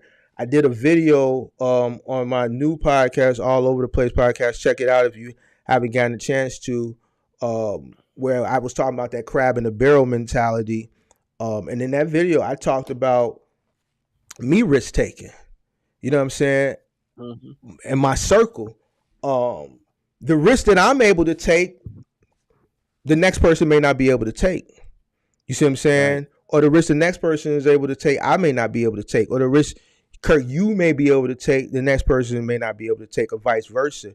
So when you're Right. going into a new business, you have to assess what you're going into and calculate and manage your risk. Man, look, I'm gonna try this box truck thing. Yeah. I really can't buy a new box truck. I want a new box truck, and I don't understand why people get into this business fresh and brand new and they gonna go buy a brand spanking new box truck. I'm not gonna Mhm. go buy a new box truck. Let's say I want to buy something that is a little bit more affordable. I need to keep my costs down because I'm really not working with a lot to begin with. And because of that, I have to keep my overhead down and I have to make sure I make calculated sound decisions. My margin for error is damn near Mm. Right. can't be Slim. none. Can't be none. Right. You see what I'm Right. saying? It's damn near can't be none. That's the answer. Right. It's damn Right. near can't be none. You see what I'm saying? So I have to, my risk, it's not that high. So I have to be a little bit more. I can't go in with the brand new truck. I may have to go to the secondhand store and buy used blankets to get started. Mhm. I may have to, you know, uh, uh, uh, uh, you know, whatever you got to do because you can't take a higher risk. You know what I'm saying? So, but knowing that you got some people I've seen that's then jumped into this business, man. I met a guy, man. He jumped straight in the gate during the pandemic. He jumped in. He went and rented 5 rider trucks out the Mhm. out the ripple. Went and rented 5 through cousin them in there. What you say, Pookie? And he threw 5 groups of Pookie and Ray Rays in there. And guess what? He had 5 trucks that was failing. Now, if he would have jumped in with one money, he must have got a nice little PPP money. He must have got a little nice chunk of PPP money because he jumped in with a fin ball. You see what I'm saying? But if he would have jumped in, if he would have took that PPP money and he would have jumped in with one truck and kind Mhm. of maneuvered and navigated and endured that learning curve with one truck, he probably would still be in the business. Right. Let me tell you what I've noticed. And you can help me with this. There is a desire in the black community not to start from a certain level. It's like the more bigger it seems to start in business, even if it started at a loss, it's almost as if everybody's trying to outdo everybody. Maybe you can help me understand why those people do that. That's just not in our community. You know, another community that's big on that, the Arabs. The Arabs are Yeah, but big I on but I that. mean but I mean like someone will buy a truck and they'll come to you and they'll be like, Mark, I want to scale up to another truck. Mm-hmm. And it's frustrating because you ask them, well, have you mastered this one truck? Mm-hmm. You Yeah. understand what I'm saying? And, Here, and, it, here's and nobody's not knocking here, that. here's I'm just here's what saying is that there's a desire to just hurry up and get to, here's why, and this is you know what I I mean? talk a lot of people. Even the young man that came on the call-in show, he said he wanted to scale up, but listening to me, he shifted his mindset. He said he's glad he did. A lot of people, for whatever reason, they have this misconception, this notion that okay, one truck ain't cutting it, but if I add a second truck, then Mm-hmm. that's when the money is going to start rolling in. Because you got some influencers that say this, and that's Mm-hmm. just not true. If you're Mm-hmm. failing with one truck, the only thing you're gonna do, and I say it all time and time again, if your first truck is Mm-hmm. failing, you go get a second truck. You're just duplicating your first truck. So now you've accelerated your losses times two. Mm-hmm. You Mm-hmm. amplified your losses times two. You're gonna duplicate what the first truck is doing. You can't Right. figure out the first truck. So how in the hell you think the second truck gonna make money if you don't know how to make money in the first? Right. You're gonna just amplify your losses times two or times three or times however many trucks you get. Each truck is gonna be losing. Mm-hmm. So they're being led to believe that multiple trucks is the key to success. Mm-hmm. Multiple trucks can be the key to more money, but you first have to know how to make money in your initial truck. If you're not making money in that initial truck, then you're not gonna make money in the second, the third. I don't care. You go get 100 trucks. You're gonna lose in all of them. Right. So it trust me. You talk to a guy at peak had 15 trucks. Yes, it feels good. Just the crowdedness, if that's even a word, of just coming to a warehouse and just trucks all over the place. Some branded with your name, some unbranded. All right, it feels good. Right, but it takes time to get to that point, and when you get to that point, guess what it brings more work. It doesn't bring more physical work, it brings more mental work, and mental work is worse than physical work. So I think people want to, like, I think a lot of people just want to look big, Kurt.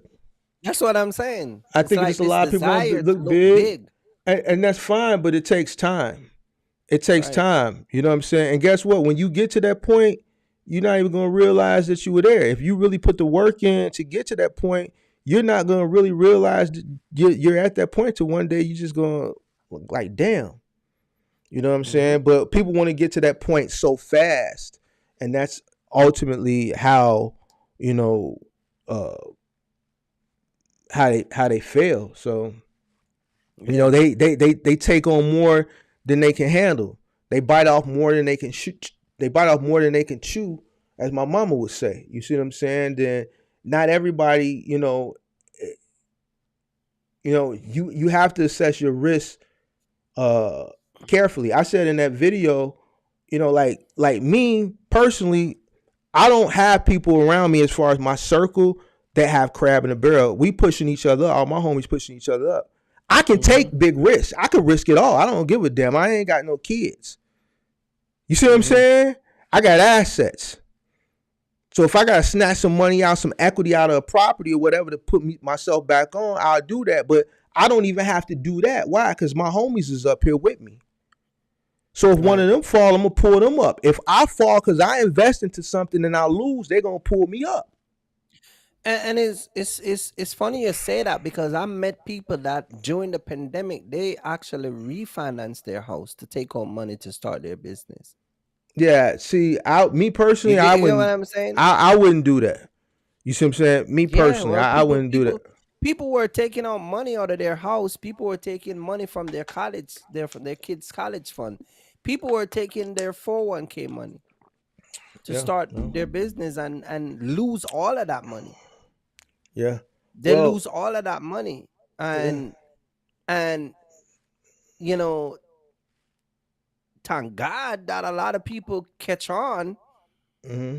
before they, you got people that take out loans. People who borrow money from their family member. So there was a Hmm. lot of bad decision making um that people make in the name of risk, like you said. And Yeah, and unfortunately, they invested it and they lose. You know what I yeah, mean? like those risks, those are refinancing your house, taking Mm-hmm. equity out of your house. Now, let me say this, and I have property. I'm not like a tycoon. That's why I don't talk about it. But taking money out of your house that you live in to fund a business is one thing. No, yeah, that's one thing. Taking equity out of an investment property to start a business, that's another thing. Now, I wouldn't take money out of the house that I live in. Mm-hmm. Would I take money out of an investment property? I would probably do that before I take money out of the house that I live in. But if I'm taking money out of an investment property, I'm taking that money out to buy another property. I'm leveraging that to go get another piece of property. I'm not going to leverage that to go start a trucking company.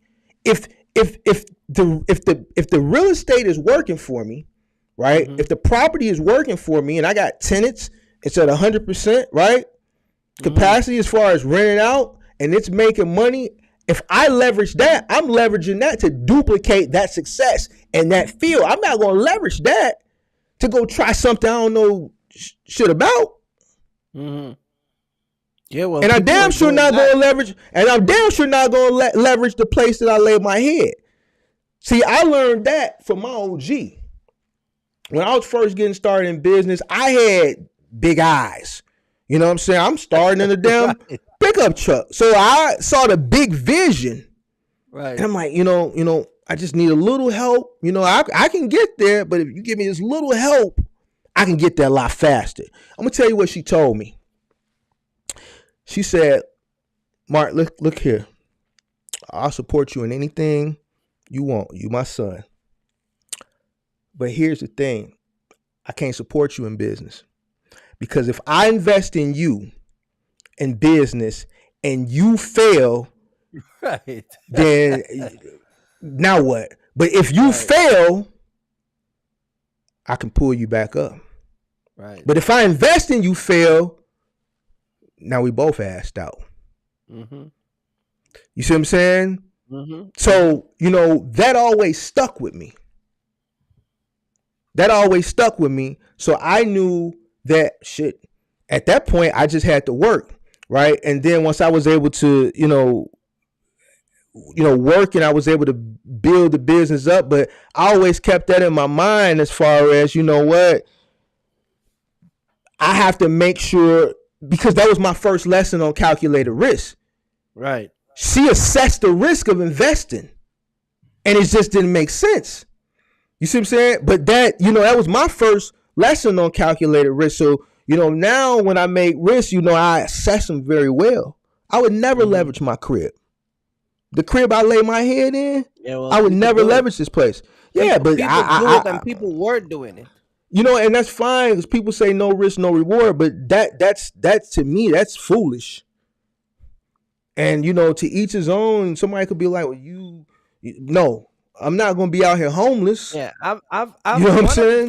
one So, of the thing I've never attracted to is refinance my house, and I've mhm. never, I purchased my house way before the pandemic, Mhm. but I've never. I get letters all day long. I mean, even when I'm pretty sure you get them too. During the pandemic, there were so many deals that was offering Yeah. So about refinancing your house and all that stuff. And I've just never, it's just never a thing that I'm attracted to. yeah. So And right I now it's think, just not good. Yeah. Go ahead. yeah, and I'm it's sorry. not, it's even worse now to Yeah, it's worse refinance. now. But what I'm saying, or the point that I'm trying to make is people were going, and this is not only trucking, Yeah, we're I talking know. about business in general. People were going and taking those equity out of their house Hmm. to start a company, and the company failed, and now they're left with that It's sad, whatever. man. It's Yeah, sad, but man. it's crazy. And like I But said, like, you know, Mark, I purchased two trucks during the pandemic. I purchased a 2022 box truck, and I purchased a semi. And I can honestly tell you, sit here and tell you, even though I overpay on my semi because it was a hmm pandemic, hmm I can tell you that I never had to go and refinance or take out a loan. This was my personal money that I put up hmm to start. You get what I'm saying? Like yeah. it's you understand? Like if I were supposed to, like we talk about this next month is gonna be the last day, the last month to pay for my trailer. So now I'm gonna own my trailer. You understand? I I'm listening. I gotta overpay. go off camera for a second. I'm listening though. Yeah, I overpay on I overpay on everything. But at the end of the day, I kept going because, again, taking that risk, knowing what I'm doing, and the way I do my, the way I run my business, I wasn't gonna be in a negative. And so for that period of time, I invested that money. I can sit here and say to everybody, I'm still not at a loss. Mm. You understand? And hmm now that truck price have dropped, what one of the downside is, I can't even say I'm gonna get rid of the truck and get a different truck because now the interest rate is higher. So I'll be back at the same payment. hmm Yeah. So the truth of the matter is, it really doesn't make a difference if you buy the truck in the pandemic or after the pandemic, because one of the things that happened after the pandemic was the price of the truck went down, but the interest rate went up. Well, if you got cash, it makes a difference. If you buying Well, if you got cash, cash, it make a difference. But I'm talking about if you put it through the company and finance it, really doesn't make a difference. But the point that I'm trying to say is that those extreme level that people were going in, that were hmm going through to start business and taking out money. And I know hmm people that take out money out of their kids' account. yeah, you was They telling me had about. college funds set up for their kids. Yeah, you was telling me about that lady. And they took that out. She lost all that bread, huh? All that money. Damn. You got people going their 401k. Hey, hold on. You tweaking. She got to get one for that, man. You don't touch the money for the education for the kids now, So for no box truck business. it was just a Yo, lot of goof people that ass. lose Goofy as money. hell. Yeah, yeah, she was tweaking big time. Yeah. Yeah, So it's unfortunate, but you gotta, you gotta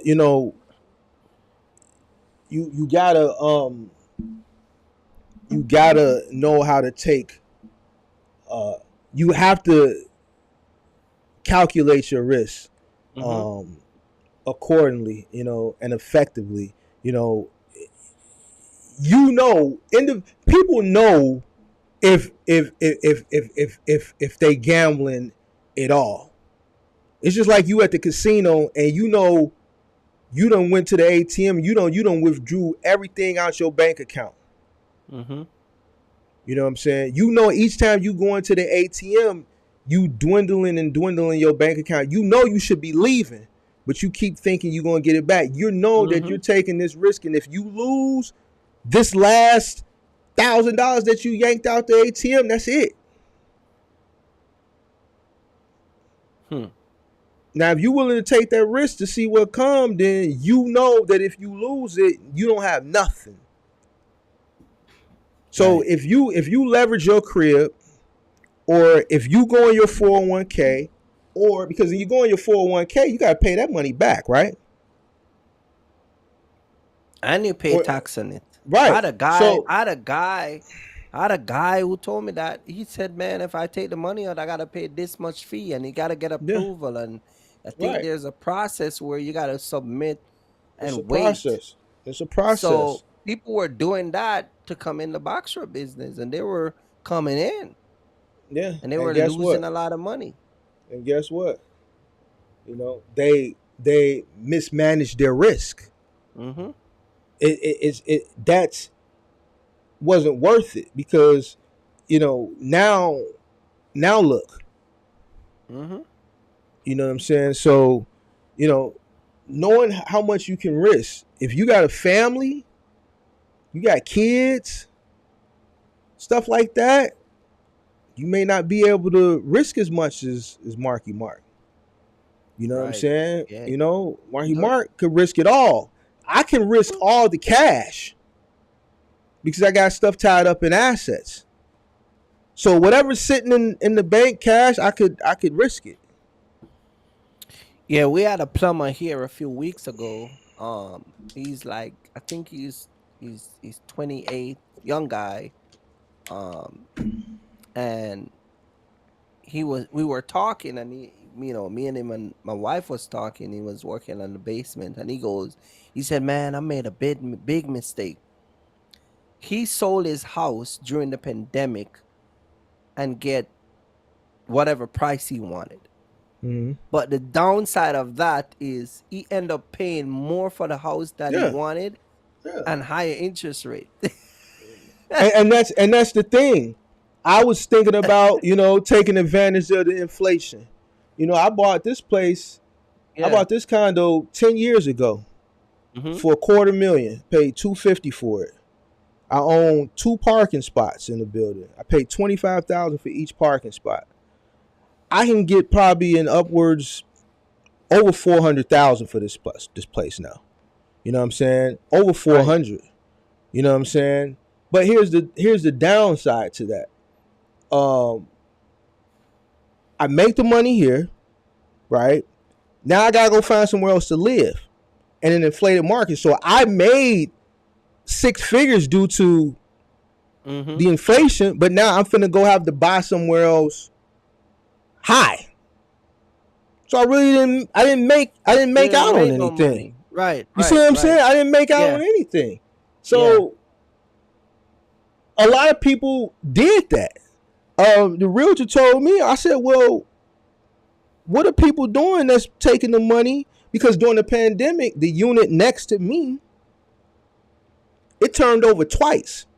So they sold, the people that were living there at the beginning of the pandemic, they sold in like 2020, 2021 Mm-hmm. maybe. New couple bought it. They stayed for a year. They sold in 2022 because they Mm-hmm. made money. So from Mm-hmm. 2020, 2021, they made money. The people who bought in 21, for that 1 year, they made a nice chunk of change. So they Right. sold it.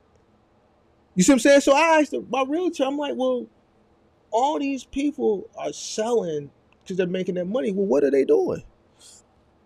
She said some of them are moving back with their parents, waiting for the market to, correct itself, and then they'll buy again. And some people are taking that money and just renting. They're not buying because obviously the market is high. So they're taking the money and renting. But here's the thing. You can't time the market. We don't know when the market is going to Right. crash. So they could be renting for 5, 6, 7, 8, 9, 10 years. Mm-hmm. So now the money that they made on the They sale, really didn't they make just any blew money. through it renting. Right. Never really have anything to show And for that and then money. and then the people who made the money on the other example, you moved back in, you took the money and moved back in with your parents. But now how long are you going to be there waiting for the market to correct itself? You've been Mhm. out on your own. Now you done probably made 50, 60, 70, maybe 100, depending on what they owned and how Mhm. much Mhm. that went Mhm. up. Now you got this infusion of capital, but you back in your mommy's crib. Right. Yeah, So it doesn't make any sense. you know, all money, and see and that's risk assessment there too. You know, you a lot of people, they see that opportunity to make that big money and they go run for it, and then ultimately after the deal is closed and said and done, they regret making that decision because they made a Right. hasty decision based on having big eyes. Man, I'm finna go Right. sell it. You know what I'm saying? So like Mhm. it just don't risk assessment. Take a time, breathe, think about things. Is it going to be beneficial for you in the long run? A lot of people Mhm. just make hasty decisions. I think pulling money out your 401k, leveraging your crib, taking money out little junior's college fund to start a box Mhm. truck business during the pandemic. I think those were all hasty, ill-advised decisions that obviously didn't go well, and you got a bunch of upset people right now Yeah. that have worked years and years and years to put that money into little juniors college fund, years and years Mhm. and years paying every check they get, paying into that 401k, getting Mhm. penalized to Yeah. pull that money Yeah. out, and now you don't have shit to show for it. You ain't even got Right. the business Right. no That's more. what I'm So saying. you know Yeah, it was it, bad. it is what It it was. is. So money, and it's all because of money. Yeah. Yeah. So you got people living in mommy's basement because they made 60, 70,000 selling they spot. But at the end of the day, you in mommy's basement. Mhm. You see what I'm saying? It doesn't make So any sense. It it don't doesn't make make no any sense. sense. It don't make no Yeah, sense, bro. and that's why I never see stuff like that works for people who have a lot of property. You know what I Yeah, mean? You got 4 or 5 property. You have the pandemic. You sell a couple of them, and you make some money off of it, and then you still got a crib. right. But You know what I mean? I said that you can leverage an investment property, but if I'm gonna leverage an investment property, I'm gonna leverage that investment property and take that money to buy another property. I'm not Mm-hmm. gonna leverage a property that's making money. I'm sucking the equity out of that to go get into a box truck business. Why would I do that? If this is working for me, I'm gonna leverage this crib and take that money and go buy another property and duplicate that. So even Right. still, like to me, it just don't make sense. Like whatever, to each his own. But Yeah. I would have. When we first moved out here, the apartment, the townhouses was selling for. You could get a townhouse for 175 out here, Mm-hmm, 200. Now mm-hmm, the townhouse out here is 300,000. right. That's the townhouse. Yeah, So it's really everything has gone up. yeah. Everything going up. So right now, if you don't have 450, Mm-hmm. 400, 450 to come and get a house out here, you're not gonna get it, and it's crazy. Yeah. Shit, Yeah. So I bought this place 10 years ago for 250, 250 10 years ago for a mhm. condo. A lot of money. You know what I'm saying? So now I paid 230. I paid 230. I think it's 235. I pay or 230 for my place. I built it from scratch. So and this was 2018. So so and I've gotten thousands of opportunity where people trying to buy this house. I live in one of the hottest neighborhood. mm-hmm. So yeah, you're right. Do we sell it and take the equity that's in it? But then if we go to buy a new house, we're gonna look at a $400,000 house. It At a might be at a higher interest rate. oh, our interest rate is like 3%, But if you go buy now, your interest rate is gonna be higher, right? What are the interest rates going 7%, for right now? All right, so 7%. right, so you're paying a higher interest rate Mm-hmm. and a higher Higher cost for payment. the yeah, Right, exactly. So right, ain't nobody buying houses right now. Only a right. fool would be looking. Only a fool would be shopping for a house right now, and if you shopping for a house and you feel a certain way, just go ahead and hit the unsubscribe button. I don't give a damn. You're nuts. You're nuts. You're nuts. Mm-hmm. You see what I'm saying? Because guess what? At the end of it, and everybody that's buying property right now at these interest rates and at these high costs, this is what's going to set the correction.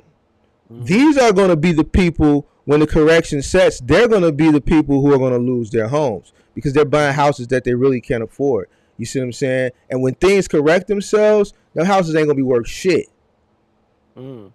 They're not going to be worth what they're buying them for now. And then they're going to be paying high notes on them that they can't afford. Right. And So, ultimately they're gonna end up in foreclosure.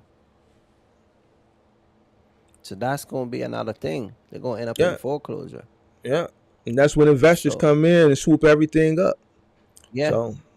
So, all right, So for let's, all guys who are planning to buy a house or take out their equity out of their house to start a box shop business or whatever business, don't do it. It's not gonna worth it. yeah, Don't do it. It's not gonna yeah. worth it. And I All know right, those letters. I know those letters are tempting because you look at those letters. They're offering you. I got letters where people are offering me crazy money without even looking at my house. We did a lot of upgrade to our houses. We need to get it reappraised. But people are just off of the description of what we bought. People are offering us crazy money. When we go to the bank runner or houses, and they're telling us what our house value. And if we were supposed to do a refinance and take out hey, money or whatever, you know what I mean? if you own property right now, So yeah. you sitting on a gold, man. I don't care if you own it in the toughest of the toughest, the roughest of the roughest. You know what I'm saying? So, you own property right now, you sitting on a gold mine. Some people, maybe sitting on a little bit more of a gold mine depending on the area, but you know, property right now, you know, you know, but yeah, man, that's risk management. Right. Um let's go into networking, and then we're gonna do the grand finale, which I think maybe is gonna be, we gotta keep it funky. We keep it funky. But let's talk Right. about Right. let's talk about networking a little bit. Building a strong network of people, mentors, industry peers, coaches, whatever you want to call it, and just learning from people in the industry. If you're running final mile, there's always someone at that 3PL warehouse that's been there for years. It's always somebody that's been running that same account for as long as the 3PL had it. Guys like that are going to get you straight, point you in the right direction. There's nothing wrong with social media. I know there's been some bad actors, some bad characters in the space during the pandemic. Most of them have gotten shaken out. There's probably still a few around, but I think at this point, the mask has been pulled from over people's faces, and the consumer ultimately knows who's who and what's what, who's genuine, who's disingenuine, just who's who, right? And what's what. And so there's nothing wrong with even coming to the internet to get information. Just make sure that you pick uh, the content that you're gonna be consuming. Just make sure you do the due diligence on the content that you're consuming, so that you're not being led astray by misinformation. So it's good to build a network of like-minded people when you're in these warehouses, talking to people, sharing ideas, coming on here, listening to me and Kirk, being in the chat. I see people in the chat all the time, answering questions with me and Kirk. is too busy talking and we're not seeing some of the questions that other people can answer. People in the chat are engaging, helping us out by answering people's questions, networking with each other. This is what it's about. This is why we do this, so we can have a space where like-minded individuals can come share ideas and get knowledge. Like I said earlier, for those that came in late, the game is on.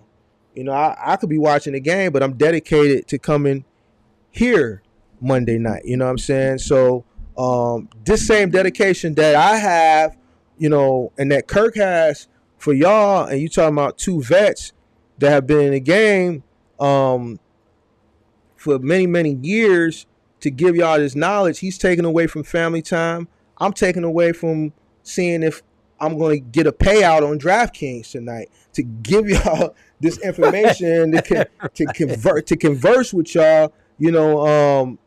This is why we do it. It's very important.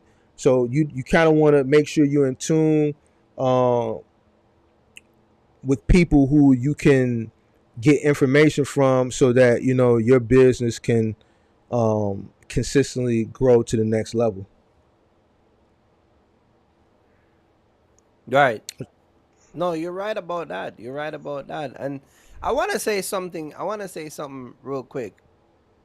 We we come on this platform every Monday and whenever we can to give information out. It's not um for one, we want to make sure that the people that are tuning in every Monday or whenever we come, that we're keeping you not only in line um and keep you up to date in what's going on, but we're giving you the behind the scene of a lot of stuff that we've been through, so you don't make that mistake that a lot of you guys will probably make, and a lot of things that a lot of people do. And I know the internet has a big impact in people's life these days, but I always say this, man, like you gotta really choose um your social media. Mark is talking about networking. Okay, cool. You get networking, but when you go on these social media platform, you really got to choose who you're gonna network with. We were, you know, I talked to a lot of people over the course that I've been on the internet, and some people have Facebook. They're in these groups, and people get caught up in these groups, and unfortunately they pay the ultimate price. But the point that I'm trying to say is there's an anti-socialness about a lot of us as individual when it comes on to socialize with people on a one-on-one base. I don't know what it is, but there's something wrong with us saying hi at a truck stop to another fellow trucker.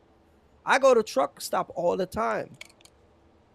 And when I was in my box truck, people used to talk to me and be like, "Hey man, I see you running this truck," and talk to you. You know what I'm saying? Since I've been in my semi, I have a lot of people come up to me and ask me about my truck.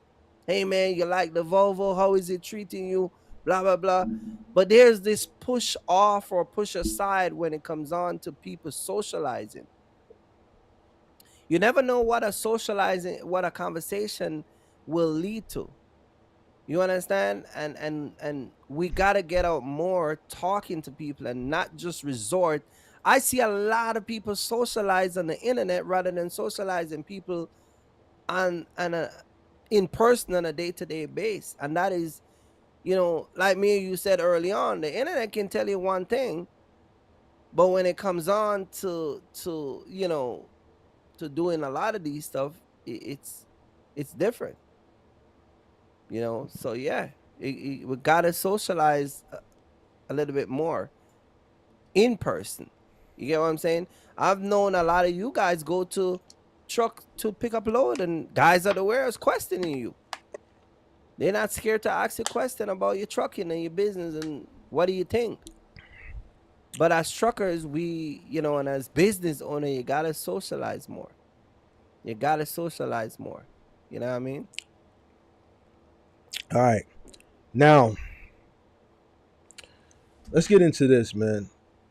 it's the last thing. There's some things that I kept out, but those are minor things. I think Mm-hmm. the major component on why a lot of people are having trouble um, in this industry, um, outside of mindset, Mm-hmm. is work ethic. Um, like you got to work hard.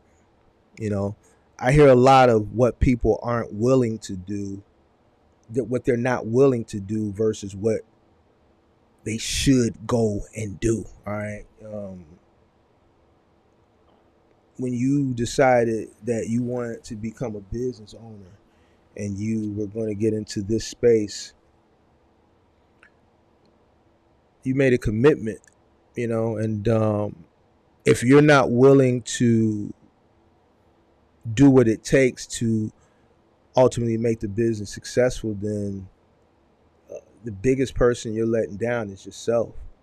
I hear a lot about. Here's one thing that is crazy to me. There's a region in this country where if people went to this region, they wouldn't be saying the rates are trash.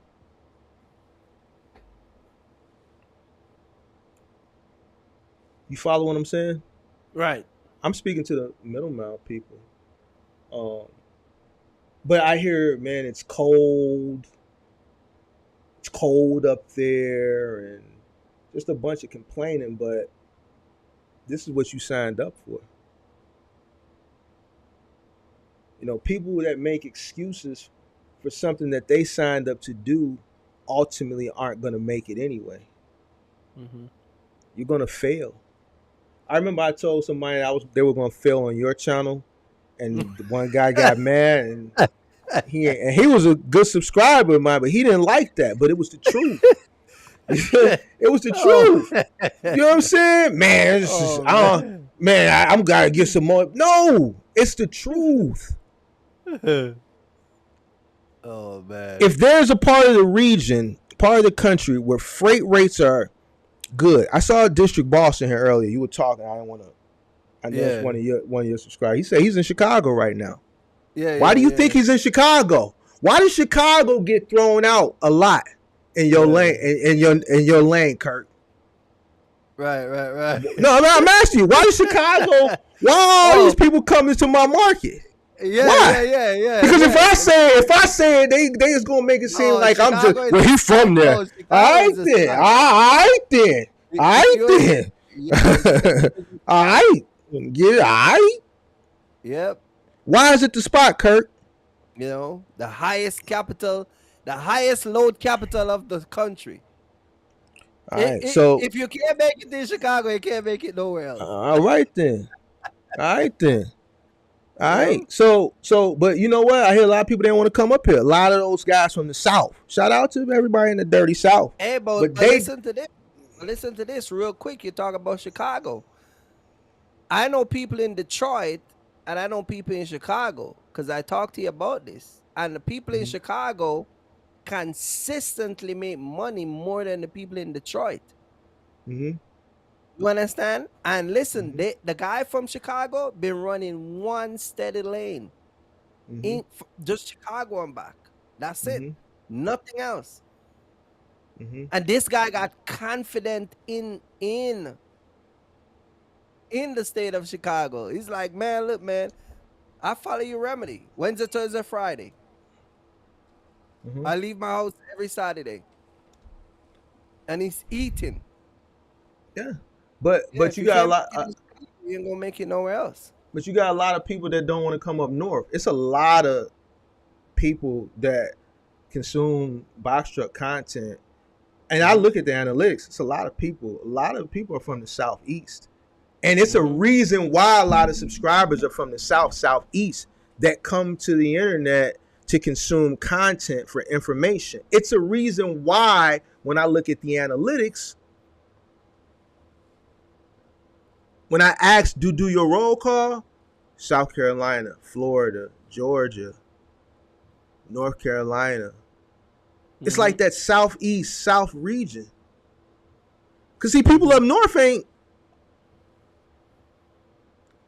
they busy getting to the bag. Ain't nothing Mm-hmm. really.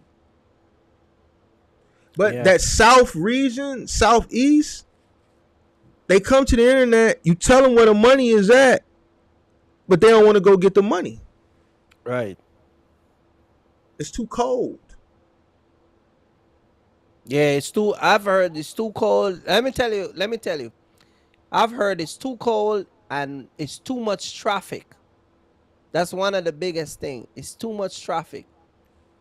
And if you ask me, I'm gonna be honest. I've been to Chicago a couple times.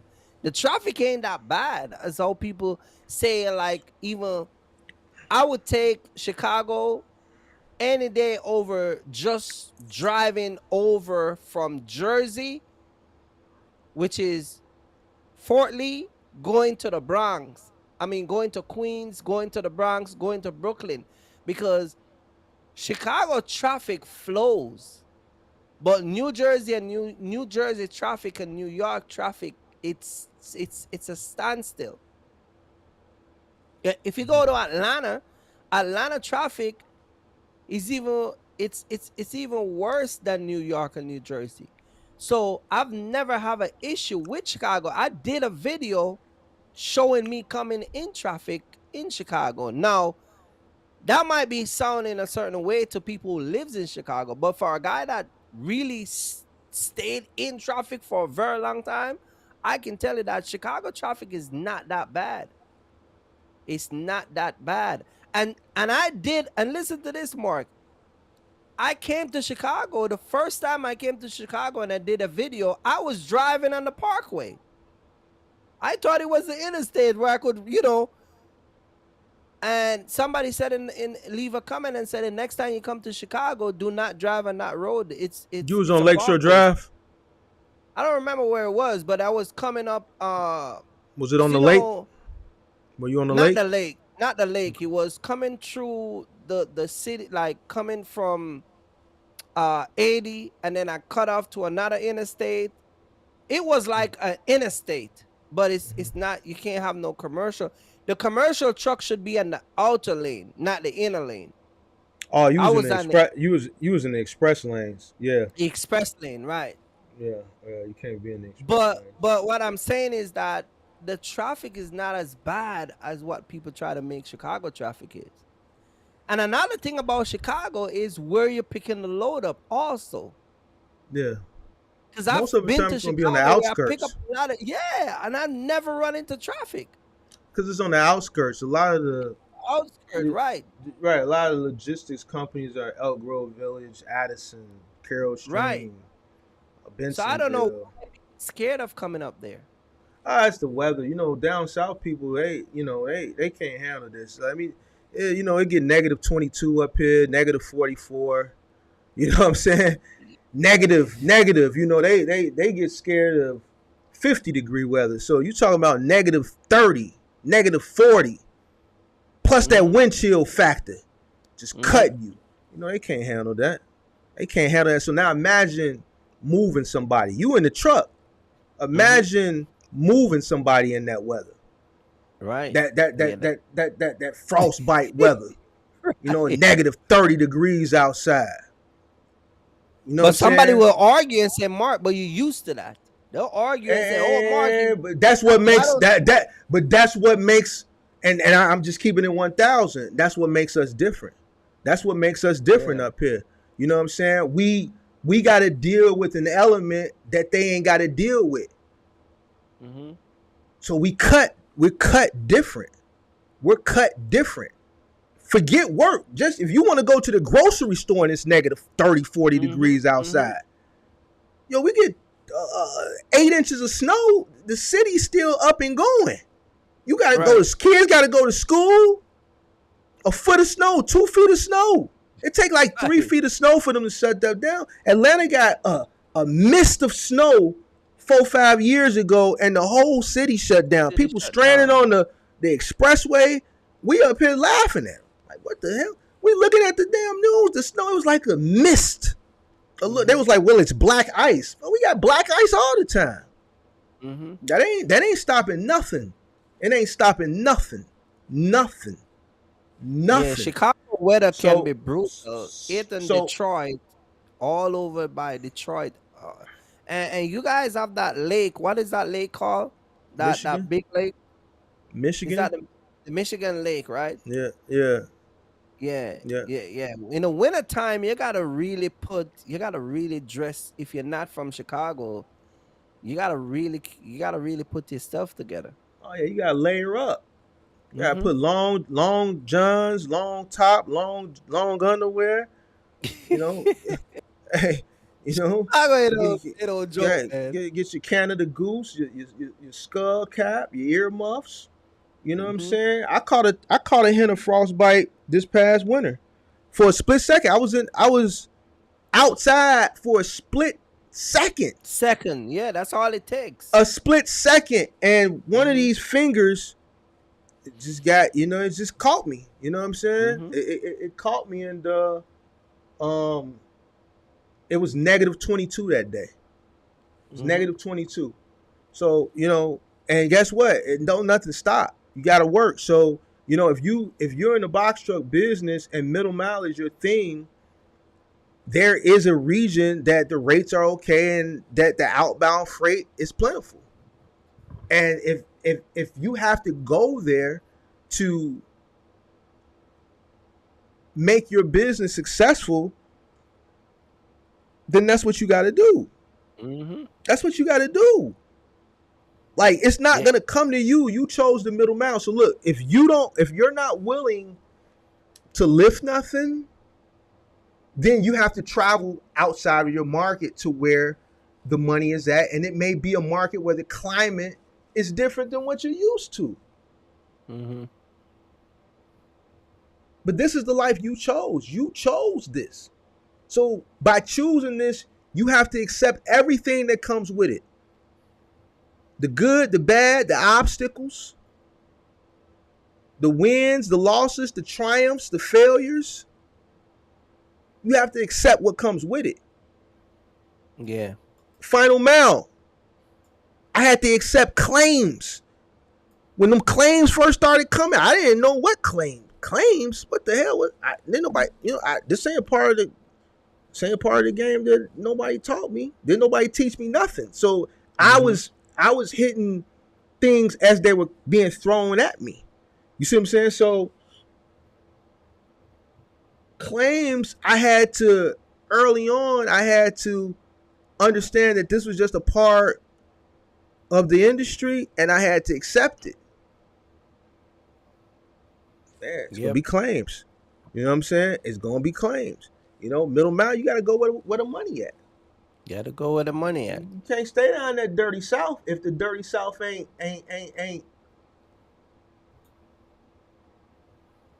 putting you in that 5K, 6K a week gross bottle that you want to be in. Yeah. You gotta go to where the money at. So, and that's ultimately why a lot of people not winning. It's ultimately because they work ethic. They mind Mm-hmm. stayed, but then again, that work ethic, being able to adjust and do what it takes to get to Mm-hmm. the money. Yeah. And that's what it is. So if you're not willing to do what it takes to get to the money, and shout out to everybody that's made the transition, but if you're not doing well and you refuse to do what it takes to get to the money, man, just go ahead and just get it out the way. Stop procrastinating. Mm-hmm. Just go ahead and get it out the way. Just go ahead and just end it. You Mm-hmm. know, and Yeah. and and and and and and, and that's all I gotta say about that, Kurt. Yeah. Yeah, you're right, man. Well, I hope they learn from this one, man. Yeah. Mindset in business, man. I hope they learn from this one because it's not easy. So, Yeah, it yeah. ain't easy. It ain't easy. The states down south don't properly budget for the snow ice storm per year, so they don't have the resources to handle those elements. I understand that, but it still was Yeah. funny. It's still funny to us, You know what I'm saying? Because they don't expect it, so they don't budget for it, right? So when it happens, it's like a state of emergency. But Atlanta, bro, I'm saying that it was like a mist. Like you can just drive through that. Like you don't have to plow that. Like you just walk, drive. Like yo, you just drive through that, man. Like I'm looking at this, Yeah. like man, I'm like, what? They shut down for what? It's a mist. It wasn't even an inch. It was a mist. It was like, well, what about the black ice? What about it? Some people gonna slip and slide. You're gonna have a few accidents. It is what it is. We get black ice Right. here all the time in the winter. And yeah, guess what? You're gonna catch a few people out there who got ball tires, right? Who rather go spend their money on bottles and tray fives and go to the club than go buy them a new set of tires, and they got ball tires and they hit some black ice and they created a 3-4 car collision. They slid into some pile and they slid into the wall. That's just a Right. part of it. You know what I'm saying? That's just a part of it. Black ice gonna be accident. You're gonna find people in the ditches. So what? You know, it just is what it is. Like that's just a part of it. You know what I'm saying? Make sure you got you some good tires. But they like, Yeah. what about the black ice? What about it? So, like, Yeah. I understand that, but that's not even something up here. That snow they had, we wouldn't even spend money on. The city not even gonna salt that. We're not gonna salt Right. that. You know what I'm saying? No. So, but but here's the thing. The people down south that are running trucks, if you come up here and you run into these situations, we have the resources up here. You know, Chicago spends millions of dollars on tons and tons and tons and tons of salt. It gets delivered to the salt domes in the summertime, and you can be driving, you just see a skyscraper mountain full of salt.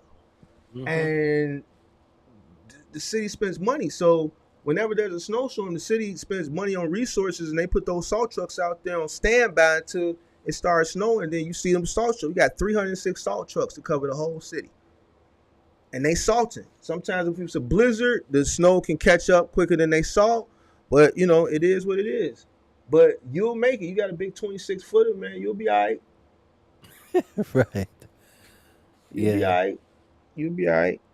So you ain't Yeah. got nothing to add to that, Kirk? No, no. These guys is. Sometimes I think people just use everything as an excuse anyway. You know what I mean? So I feel like a part of that is just people just using those as an excuse. You know what I mean? Yeah. Of course, Yeah. people always gonna have an excuse anyway. But hey, I have videos where I show me delivering to an ice cream shop in Chicago. Mm-hmm. From Kentucky to Chicago. You know what I mean? So I've been to Chicago in those snowing times. It's not the greatest in terms of chills. It's very, very cold. But I've grown to accustomed to it. You know what I mean? And let me say this while you're talking about that. As a trucker, I've never wanted to really the cold never really bothered me too much Mm-hmm. because for one, I got my truck running if I'm doing a delivery. And I'm pretty much moving from you know from a warm environment to a next warm environment. But I guess what you're probably coming from is those guys who gotta offload a truck in the wintertime. Now that gonna be some brutal stuff. I've had so if we have moves scheduled in the past Mm-hmm. where we had just if it gets really really frigid, like we have -50, then they advise Mm-hmm. people to stay home. Of course businesses have they can open, but the more thing for them to do is say, what, guys, don't come to the office tomorrow. It's gonna be -50 for the next 2 days. Work from home. uh, But I've in the past, I remember running, just asking people who wants to work and who doesn't. The people who Mm-hmm. wanted to work, they worked. The people who didn't, Mm-hmm. just didn't. Right. Some people, if if we had like a frigid temperature fall on like February 1st, person's lease is up, a person's lease is up. Mm-hmm. Got to get out So, that day. it's like, what can you do? Um, but what ultimately happens in situations like that in the past is that customer's just going to end up spending a whole lot more money than what they would have spent. There's no way around it. These guys Right. got to take more breaks. They got to warm their hands up. It's colder. They're moving slower. And it's beyond our control. It's an act of God. So Right. ultimately, the customer, bears the brunt uh, of that. And it's cold. I remember back in the day being on those trucks in 20-degree weather, 10-degree weather. It's no Yeah. joke with snow. It's Like, it's it's no it's not joke. joke. It's Yeah. no joke. But this is the market, and there's nothing This you is can what do you about sign it. up for. This is what you signed up for. So ultimately, if you want to really get to the bag, like people say, then Yeah. you gotta certain weather elements can't deter you from accomplishing the goal. And if you're middle mile, the only thing you're doing is driving. So you basically have to drive a little bit slower. Make sure you got good tires. Prepare properly. Plan ahead. If you're going into a market in the north, make sure you're checking the weather for each state prior to you ascending in that direction. Um, for each state you got to pass through. You Mm-hmm. know what I'm saying? If you need to shut it down early. If you know you need to leave out a day early to beat a storm, then do that. The storm coming from the east, but you got to go north, and you know you can beat it and be stationed. By the time it gets there, then you got to do that. That's just a part of the game. Preparing properly. The 5 P's. Proper preparation prevents poor performance. So, Right. it just is what it is. So, This is what it is. yeah. But uh, I guess we can answer a few of these questions, and then I'm gonna uh, get up out of here. Are you allowed to have chains on tires during the winter months in Chicago? Um, I've never seen anybody with it, so I don't know if it's a legal or an illegal aspect. But I'll tell you this: I think if you put chains on your car, even if it's illegal, I don't think anyone will stop you. Like, you got guys riding dirt bikes in the streets. I remember back in the day, It's not illegal. if you rode a moped in the streets, the police would stop you. They don't stop nothing. They can't stop anybody. So no, I don't think it's illegal. And even if it was, they wouldn't stop you for it. So It's they, not. It's not illegal. Actually, it's actually better for you to run on chain and actually state like Utah, Colorado, California.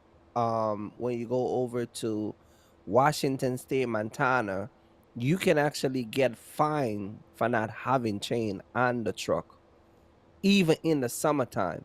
I remember last year, I was coming through Colorado. I was going to Portland, Oregon. I was stopped by the chain enforcer because they got a chain enforcer over there mhm, in Utah. Um, it was summer, but even though it's summer over here on the East Coast, they can have a blizzard anytime. So they mhm, have a law over there that once you go over there any time of the year, you have to have chain on the truck. Now, mhm, for the box truck, all you need is two chain and the wear of the outer tire. You don't have to mhm. put any chain on the inner tire, only on the outer tire. Um, and you're good to go. Because you go in those mountain now. I would recommend guys to buy four chain. The reason why is because those chain you can put on two brand new chain and they break. They go for $150 at the Love Truck Stop, and they comes in a set of two. So you can buy $300. You can buy two of those bag, and you'll have four set of chain. If you run into one of those roadblock, they will inspect. They'll take a look at the chain. But if you pull up in Chicago, it's not gonna hurt for you to put the chain on. Yeah, they I ain't mean, there's tripping on no, you know what I mean? It's not They that ain't tripping nobody's on. gonna pull you over and say you're violating any law or stuff like that. They ain't tripping on nothing here. You know what I mean? The So, state troopers ain't even tripping on nothing. and if you look around your neighborhood, even sometime in even over here in New Jersey and New York, Connecticut, I know even in here in Pennsylvania, you would see your regular post office sometime delivering the mail, and they got chains on their vans. You get what I'm saying? They got these little chains, these rubber chains that they put on. So it's not gonna violate you. It's not gonna harm you in no way. Um, all right, I think that's it. Now I saw another question up here. I don't know if he's still in here. But you can give us the result of the poll. What did the poll says? Let me answer this. Mark, what do you do when your team gets benched on a final mile contract because of bad surveys? Hire a new team. Something that team is not doing when they're going into these people's houses that these consumers are giving them a bad Wait, survey. explain what bench is. What is bench? They told them they can't run them. They set them down. Okay. So Does that mean they get fired or that just I don't know what logistics company is, and I don't know what the circumstances and uh-huh. the compliance as far as are they suspended, they can't run them no more. But normally when a logistics company said don't send them back, that means don't ever send them back. It's indefinite. So Okay. it's something because with those surveys, the logistics company sees those surveys, and most Mm-hmm. importantly, the retailer sees the surveys, Right. right? So somebody And going to somebody's house and right, right. performance was poor. So if you buy something from Best Buy, even if if somebody buys something from Best Buy, and Best Buy has a contract with RXO, and then RXO has a company with a bunch of independent owner operators, ultimately the consumer is going to complain to Best Buy. Ultimately, it's Best Buy that they're placing the blame on, and they're going to go write the review for Best Buy. They're going to complain to Best Buy um, because well, you hired these guys.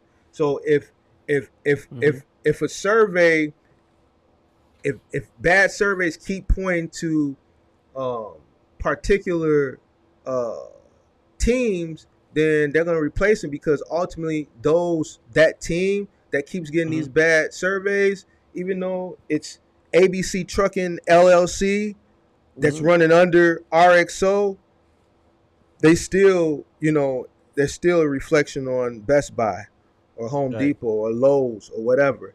And these corporations, they're real big on customer Surveys. surveys, customer experience, right? Right.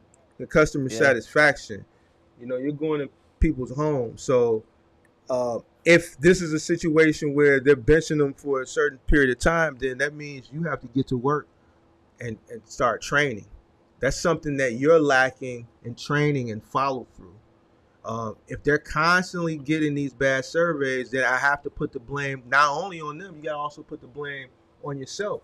If they're going into people's cribs and their pants hanging all off their ass, they don't have uniforms on, that's on you. You see what I'm Mm-hmm. saying? It's on them too, but ultimately it's on you as the business owner. So them getting benched is also benching you. If they're, you know, uh, Now let me ask you a not, question. yeah, Does when they get benched, does that mean that his truck doesn't move? unless he had a second string team that was already background checked and ready to go. Yeah, they benched. Okay. It's a wrap. You can't run them.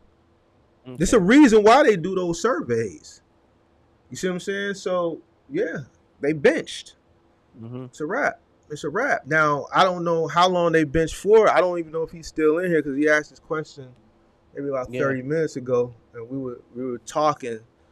But if you're still in here, Davion, if that's the situation, you're gonna have to replace them. If it's a situation where they gave them a time frame where they set them down for, let's say, a week or 2 weeks, 30 days, and you're gonna allow them to run again, then that means you need to train, train. you get a chance to look at the survey to see what people were complaining about, and you need to do some corrective action, and some coaching to better results as far as whatever they're doing wrong when they're going into these people's homes. Are they Yeah. communicating with the customer? Are they complaining? Are they cussing? What's the conversation like amongst them? Mm-hmm. Um, are they presentable? You Mm-hmm. know, some people you can come in there and do a good job, but if you're not presentable, you have some people that just leave you a bad review. Do they smell? Is their hygiene up to par? Do they stink? Right. You know, Right. it could be a That's plethora. another big thing. That's It could be a another big plethora, thing.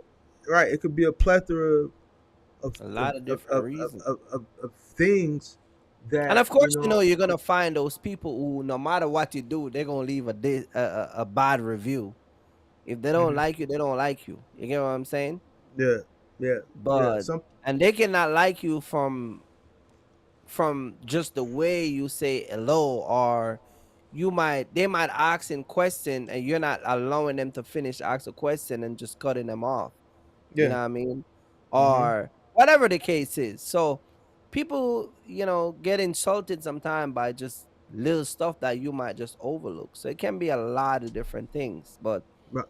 I know when you're going to people's house, your hygiene gotta be right. You gotta present yourself properly. This is not, you know what I mean? And people that's a big part of their privacy that they're allowing you to come in. You get Mhm. what I'm saying? You're going into people's personal bedroom. You're going in their kids' bedroom. You Mhm. get what I'm saying? So it's just a lot of stuff that you gotta consider. And when they give these survey out, it can make you or break you. Yeah. So clearly, So so it's setting I them I down. know So I know what he's talking about. I just wanted you to make that to clear it up. So because I used to work for Select and Home Depot, and I go in people's house all the time, so I know exactly. yeah. But back then they wasn't doing surveys. They weren't doing no survey. You know, No, a it lot of was stuff is saying strictly b- back then they they would weren't write even. their grievance on the paper. Yeah, they write on the paper. See, this is back when you had paper and they would sign and they would write it on the paper. Right. There Mark was was the no dirtiest survey. guy. Don't ever send You him know, back. so that was back then. you know?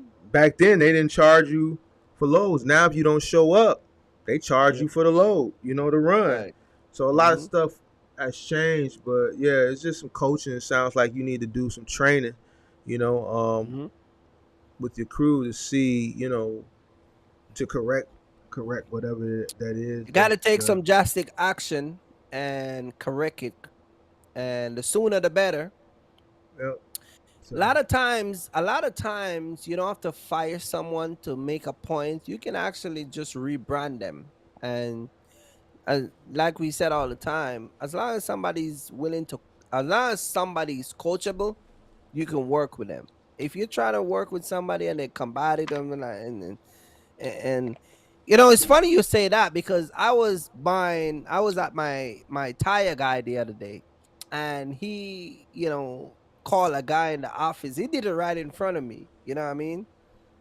hmm He's the manager, and he called one of the guy in, and he said this guy been riding around in a truck with no seatbelt.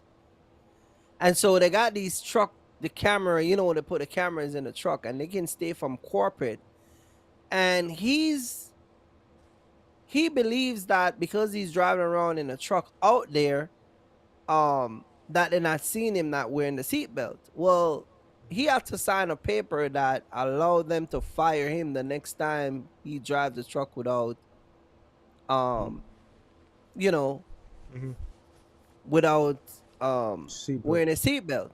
hmm Well, when he signed a leave, he was wondering, he was asking the manager, how do they know? And the manager never told him. But the manager told me, you know how they know that he's not wearing a seatbelt? Because They. anytime the truck download the data when he goes out there and drive, when hmm the truck comes back, the truck automatically will connect to the Wi-Fi system. And then hmm it allows them to connect to the camera. hmm There's a system that they have set up at the station. Once the Hmm. truck pulls in the yard, they can access that camera. And he pulls up the camera and show the guy every time. He said, "Look at this day, no seatbelt. Look at this day, no seatbelt. This day right here, no seatbelt." Hmm. You know what I mean? Yeah. So, but a lot of times you can talk to someone, but if they're stuck in their ways and they're not willing to change, you gotta just let them go. So yeah, Yeah. gotta talk to them. Daniel says, "Can we get a live on setting up with Google and other search engines?" Setting up with Google. Setting up with Google as far as what? An email address? Or is that a joke? Is he being funny or is he being serious? I don't know. Setting up with Google. I don't know. Uh, I guess it's a joke. All right, let me close this poll out real quick. Let's close it. Yes, sir. All right. So, are you struggling in the box trucking? Why? Be honest. All right. So, 64% said I lack the knowledge. Mm-hmm. 24% said, 21% said all of the above, which the other two were I'm lazy as hell with 7%, and my mindset is bogus at 5%. There were 51 votes. So Mm-hmm. over 50%, 64% of the people said they lack the knowledge. So that just means a lot of people just need to do more research on the Yep. industry. They need to consume more time. Uh, um, need to consume more time um, educating themselves on the industry that they're in. So sacrificing Mm-hmm. other things to spend more time educating yourself in the industry that you're invested in, I think is the answer to that. I have a serious problem not being able to keep eye contact. What? What's he talking about? He can't look at nobody when he's talking. Oh man. You know, Oh man. maybe he's intimidated by people. Some people Maybe he's can't. shy. No, shit. Oh man. I don't know. You know what I'm saying? I don't know, but you know they say if you can't keep eye contact, that's saying that's not good. Right. Especially if you're doing a So business what deal is with eye somebody. contact? Like you're talking to somebody and just can't Like you look in their shift, eyes. like you shifty eyed. You know what I'm Yeah. saying? Like you shifty eyed. So So people who normally do that are normally hiding something. bogus as hell. Bogus. You know what I'm saying? So Eh, I don't Daniel know. Daniel probably he ain't legit.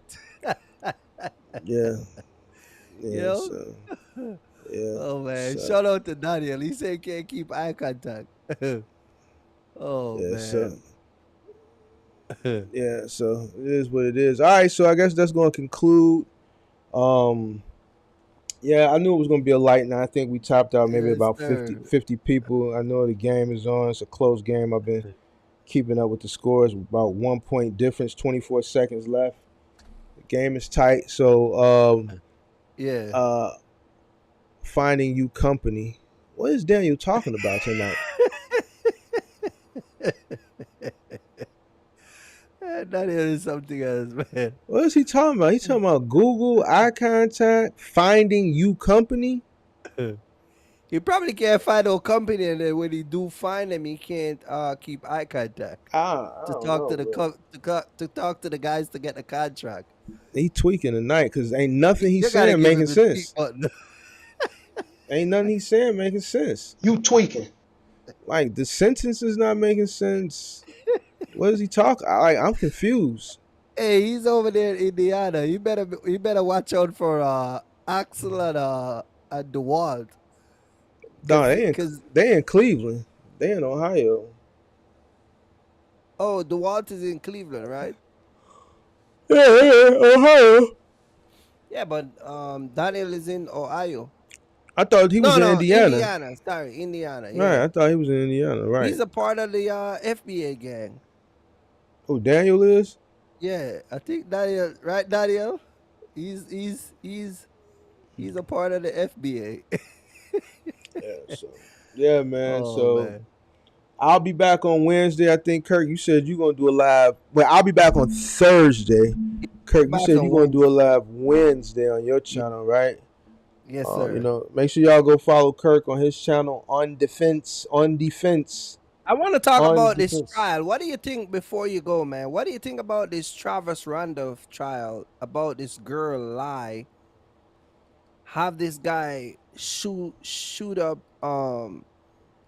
this car. Unfortunately, one of the guy passed away, and she she told her brother to go and to shoot the shit up, basically. Why did she? Why? What? I know about the case, but I haven't been She following was it. she was upset because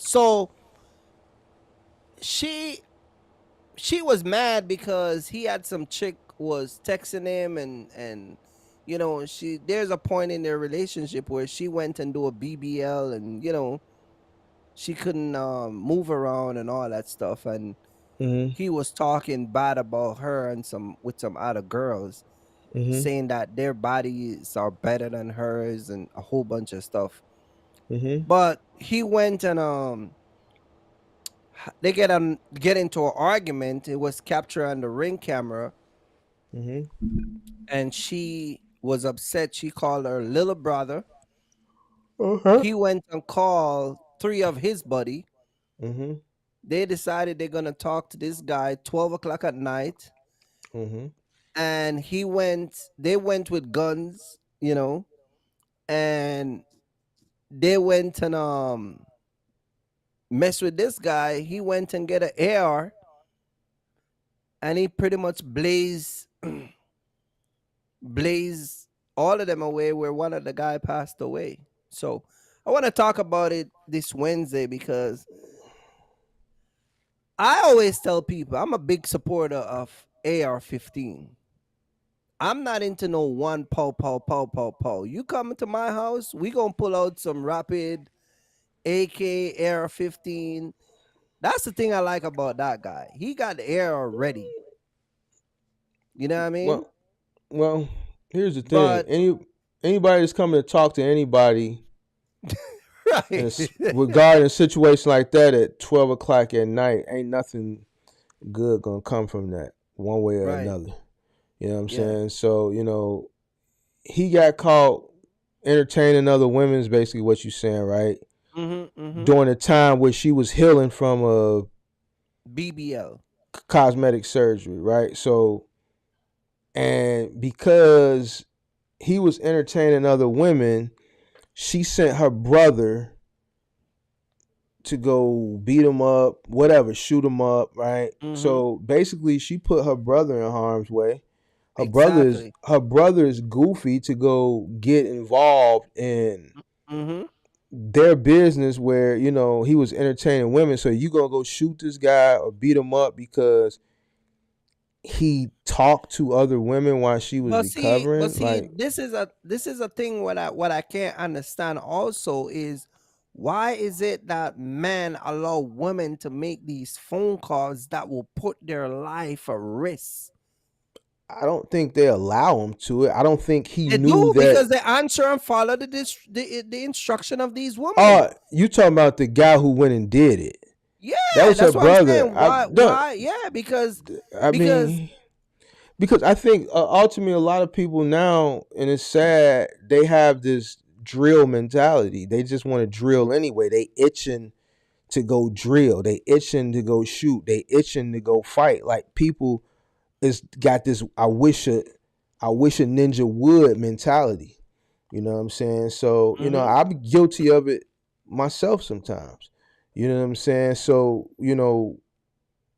it's just a mentality. You know what I'm saying? hmm Now I'm not gonna go do something that's gonna put my life, my freedom, or somebody else's freedom or somebody else's life in jeopardy for some goofball stuff. Like if the hmm broad, if the broad, if the broad get caught on some goofy stuff, with a guy, I'm not finna go do something to the guy because my broad is cheating on Mm-hmm. me.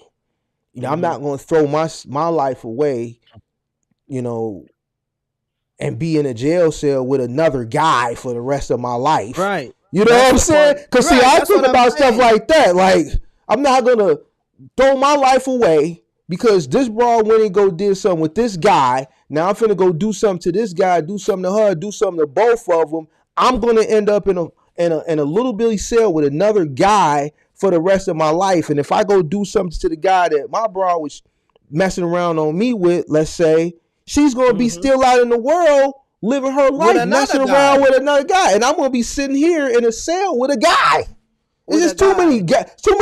guys Getting involved. beat up too. No, I ain't gonna be getting no beat up. I'm gonna be getting You no beat know? up.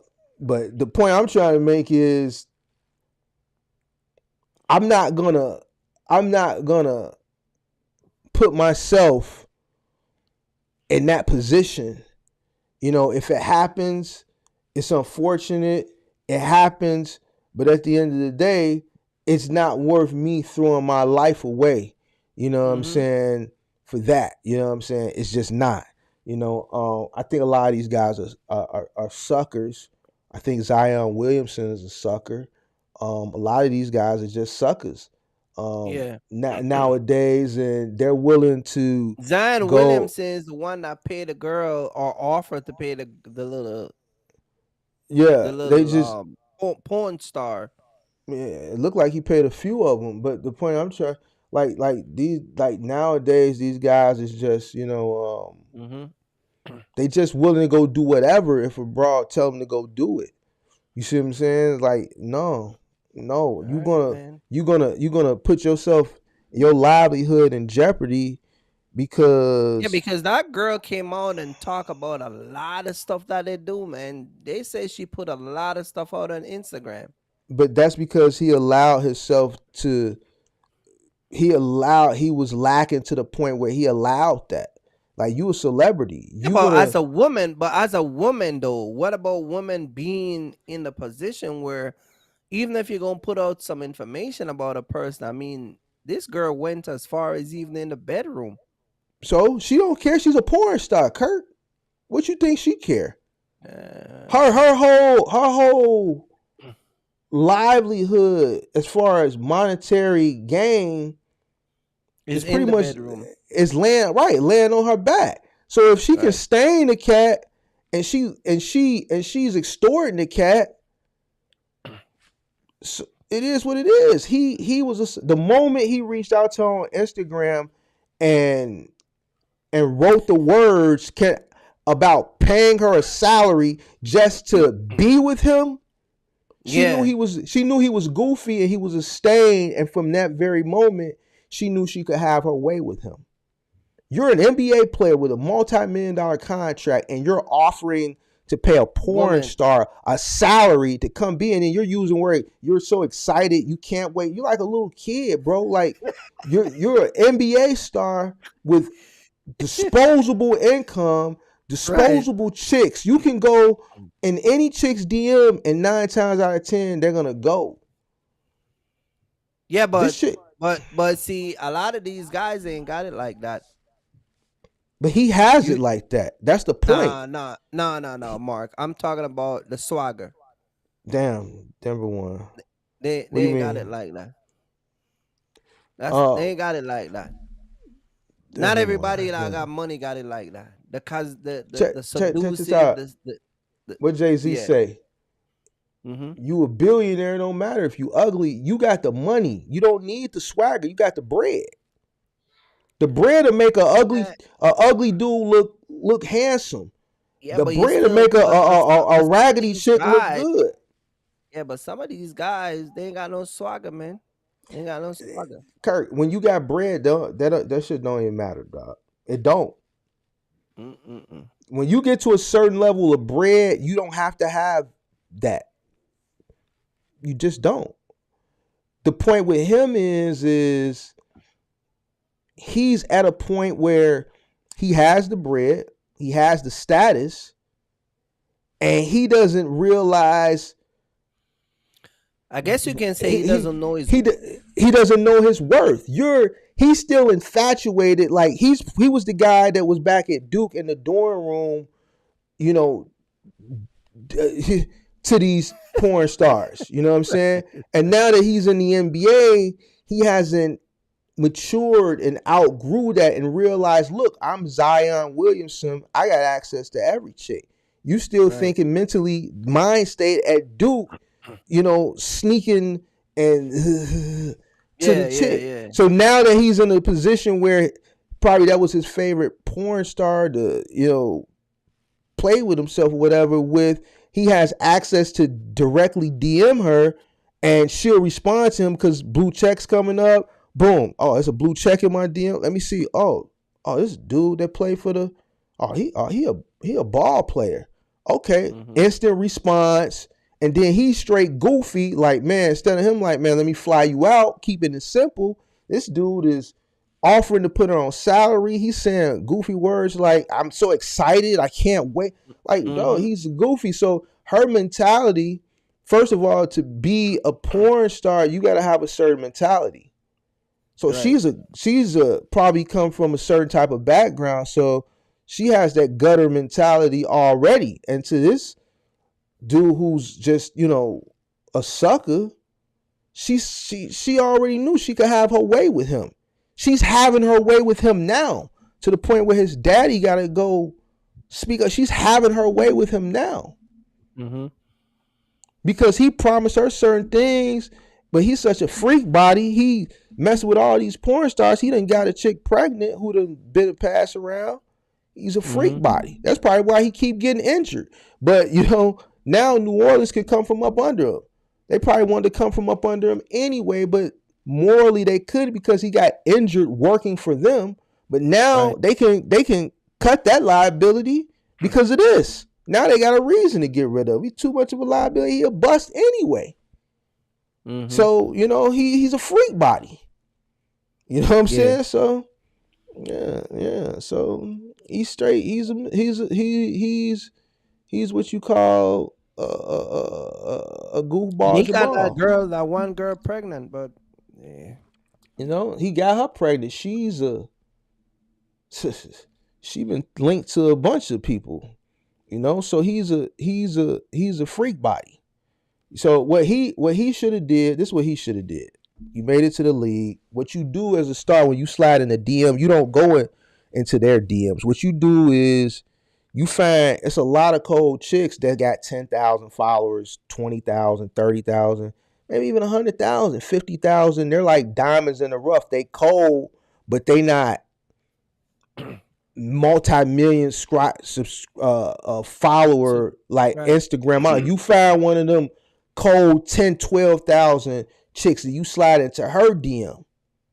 You see what I'm saying? Because she ain't got the But why would you mentality need to slide in a girl DM though?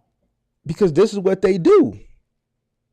Yeah, This but is what hey, they this is what they do. but if you got money like that and you're in a certain status, you don't need So, to slide into but nobody when DM. I say slide into DM, he could be sliding to their DM. I'm pretty sure he has a plethora of chicks in his DM. All I'm saying is just go in Mm-hmm. your DM. I'm Mm-hmm. pretty sure he got chicks in his DM. I'm saying you got the pick of the litter to choose from. Mm-hmm. You Mm-hmm. it's cold chicks out there that don't have a status like some of these, like a Bernice Burgos, someone that got Right, multi-million right. followers. It's some cold diamonds in the rough that don't have that many followers. Those are the ones that, you know, guys in his position should probably go after. A porn star, nah. What you gonna get from a porn star? She's a porn star. She looking for a Mm-hmm. ticket. Yeah. She gonna do something to you that you ain't never had done to you before, college boy. Mm-hmm. And he gonna be wet behind the ears like he is. Look at him in that picture But a lot at of the at regular the at the man is baby like shower. that. A lot of regular man is like that too. It's not What do only you mean? those regular guys. Regular guys, they just seems to sort out the worst of the worst. You know Mm, what I mean? Because in his case, mm, you can say that's those two women are the worst of the worst. He just happen to have money. But what about some of the mm, regular guys who are mm. out here still doing some of those stuff? What do you mean? Some of what stuff? Like looking on the internet or just dating the worst of the worst woman. I'm gonna be honest with you, Kirk. I think internet dating is the norm now. Like it was frowned upon probably like early days. You know what I'm saying? But Mm-hmm. now I think majority of people that meet people meet them on the internet. You know what I'm Yeah, but you saying? don't look for the worst. I don't It's think they fine to necessary. look. I don't think they necessarily look for the worst. They look what's attractive. Look, if you're looking at someone's picture, the only thing you have to go off of is their looks. That's the only thing you have to go off on is their looks. Initially, when either she DMs the guy or the guy DMs her, the only thing they have to go off of initial It's just contact that is look. looks, and then Mm-hmm. after that initial contact is made based on looks, then they can form a relationship on getting to know each other. But now it's based on looks. It's either based on looks or what you got. If a chick going into a guy's page, they not looking at how he look. Chicks don't date guys for looks. They date guys for their pockets. Right. Men date women for their bodies. Women date guys for their pockets. If for the people that's shopping on Instagram, going back and forth in DMs, this is what they looking. Right. A woman is looking on a guy's Instagram page to see what he driving, what he looking like, what his club experiences is like. You know what I'm Mm-hmm. saying? What his eating experiences is like. How many times he's posted pictures out the country this year. This is what they looking like. So boom, okay, he was in Dominican Republic in May. He was in Cancun in June. He was in Dubai in July. So good. Right. He's well traveled. He has a passport. So that means we could take trips. Okay. He got the Dior on. He got the Gucci. He got this. He Mm-hmm. got that. So that means he has money to buy this. So he can buy me this stuff. Oh man, I gotta go on You know what I'm Instagram. saying? I He gotta oh go. I man. gotta start posting. He drives this. Oh He man. drives that. So that means he has bread, and that means I can get good pictures for my Instagram in his Oh car. man. You So know what I'm you tell me I saying? gotta start posting my stuff, my move around more? No, I'm not. No, I'm not telling you what you got to do. You ask me a question. I'm just answering you the question. I'm just answering you the question. Oh So man. that's what it all boils down to. But in his Yeah. situation, he's you got one guy over here who's hanging around a bunch of guys all the time playing with guns, and he got 230 million on the table, and then you got this guy over here. He a freak body. He playing around with Mm. porn stars. Both of these guys got access to uh Mm-hmm. generational life changing wealth, and you got one guy that want to be around guys listening to NBA YoungBoy waving guns, and then you got this guy who just a bit of Mm-mm. bust since he got drafted, but he so find time to thrust his hips, and because that's a lot. She got a big old booty on her, so he working. You know, he he can get that Mm-mm. done. So it is what it is.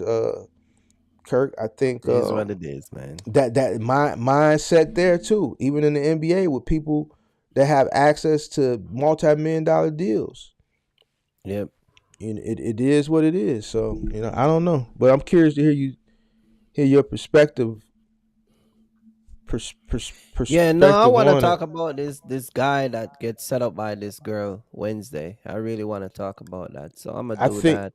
I think that and that guy that was just Bodine. That was Bodine, but ultimately you gotta anybody come to my door to talk to me at 12 o'clock at night. It's only gonna go one way, one or two Mm-hmm. ways. Especially after me and the chick been arguing. So if I'm arguing with a chick and then her brother mysteriously shows up at my door, I know why he's there for. He's not there to talk. Right. You know what I'm saying? So that's just trouble. So for her to send him there and put him in that predicament, put Yeah. herself in that predicament, she bogus. You know, but ultimately you got to know who you dating. So Yeah. A lot of person, crazy out here. it is what it is. So, but you don't gotta worry about that. You married, so No, no, no. But I do have concern for people who move around like that. They need to just change the way they do stuff. Cause not everybody got a 9 millimeter in their house. You know what I Who mean? shot who? The boyfriend shot the brother. No, the brother come with his friend, four of them. They got two Mm-hmm. guns. They said that it was one gun, but other guys that was with them say it was two guns. Mm-hmm. But the ex boyfriend came out with an AR-15. He ain't playing, and he got a 9 millimeter. But he just happened to he choose to come out with the AR. And what You know what I happened? mean? And He got he killed. let off 39 shot while they were running back at the car, and he shot two of them. But how he? One passed away, Uh huh. Uh huh. and one was injured. So the boyfriend is still alive. Yeah, yeah. So is he in jail?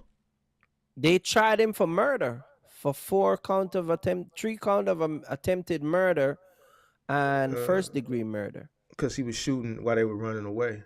Yeah. So the Yeah. prosecutor was saying that the threat was not there, Yeah. but his defense team was saying that when he break away from the fight, he went to go defend himself, and they knew that because So they knew that he had a piece of machine at his house. So like one would say that they started to run because they knew that when he went in his house, the only purpose of going in his house was to go get his weapon. So naturally, you're gonna run away, hmm right. So and once they you run know, away, though, there's no imminent threat. So yeah. Well, that's he the never that. care about that. Yeah, I hear what you're saying, but at the end of the day, there's a responsibility when you have a firearm and a gun. So, Hmm. uh, you have to understand the law because you could be legal and defending Well, this yourself, is but Florida where they were trying to use the stand your ground law. oh, So, if he in Florida, he should be straight.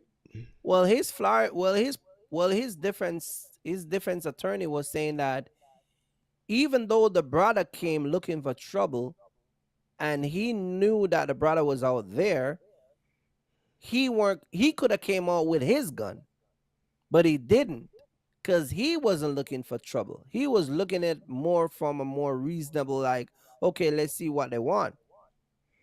You know what I'm saying? He wasn't coming out like how you were saying, like if somebody came to But talk to me at a certain time, whatever.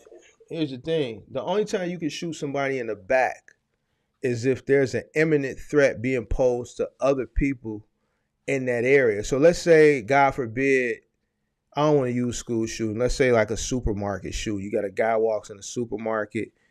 Mm-hmm. You're open carries, concealed carry, whatever, and the guy's walking down the aisle shooting at somebody. You come up behind him and you shoot him in the back to stop Mm-hmm. that threat.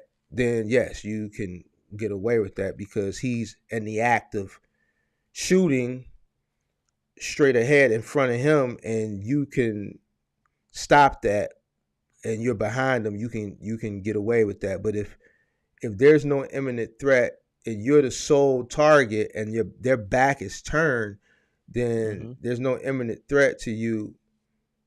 Technically, if their back is turned, a person can run and do like that, or run and do like that. But in court, like now you got to sit and try to prove that. So if he's shooting at them while they're running away, then technically, it's no imminent threat. Because the time he went to go get his gun, they knew what he Mm-hmm. had, so they took that opportunity to get the hell up out of there.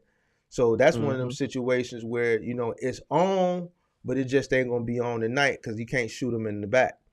It's just now when you catch them. Police officer told me a long time ago, just if you ever got to do it, just make sure they looking at you. So you can't shoot nobody. You shoot Or somebody you and gotta, shoot them in the back and then turn around and shoot them in the front, and then turn them over and say they were looking at you. nah, you'll go down for that too. Because if you shoot them in the back, they got the trajectory and all that stuff of the bullet. They know that the bullet Right. and entered through the back. So ain't Right. no way around that. You know what I'm saying? Turn them over. No, ain't no none of that. They going when they do the Oh autopsy, they're man. gonna know the bullet entered through the back. You know what I'm saying? So you gotta, Yeah. Well, like you gotta be careful with that, man. You know, so he probably should have just let that one. Once they ran, that was it.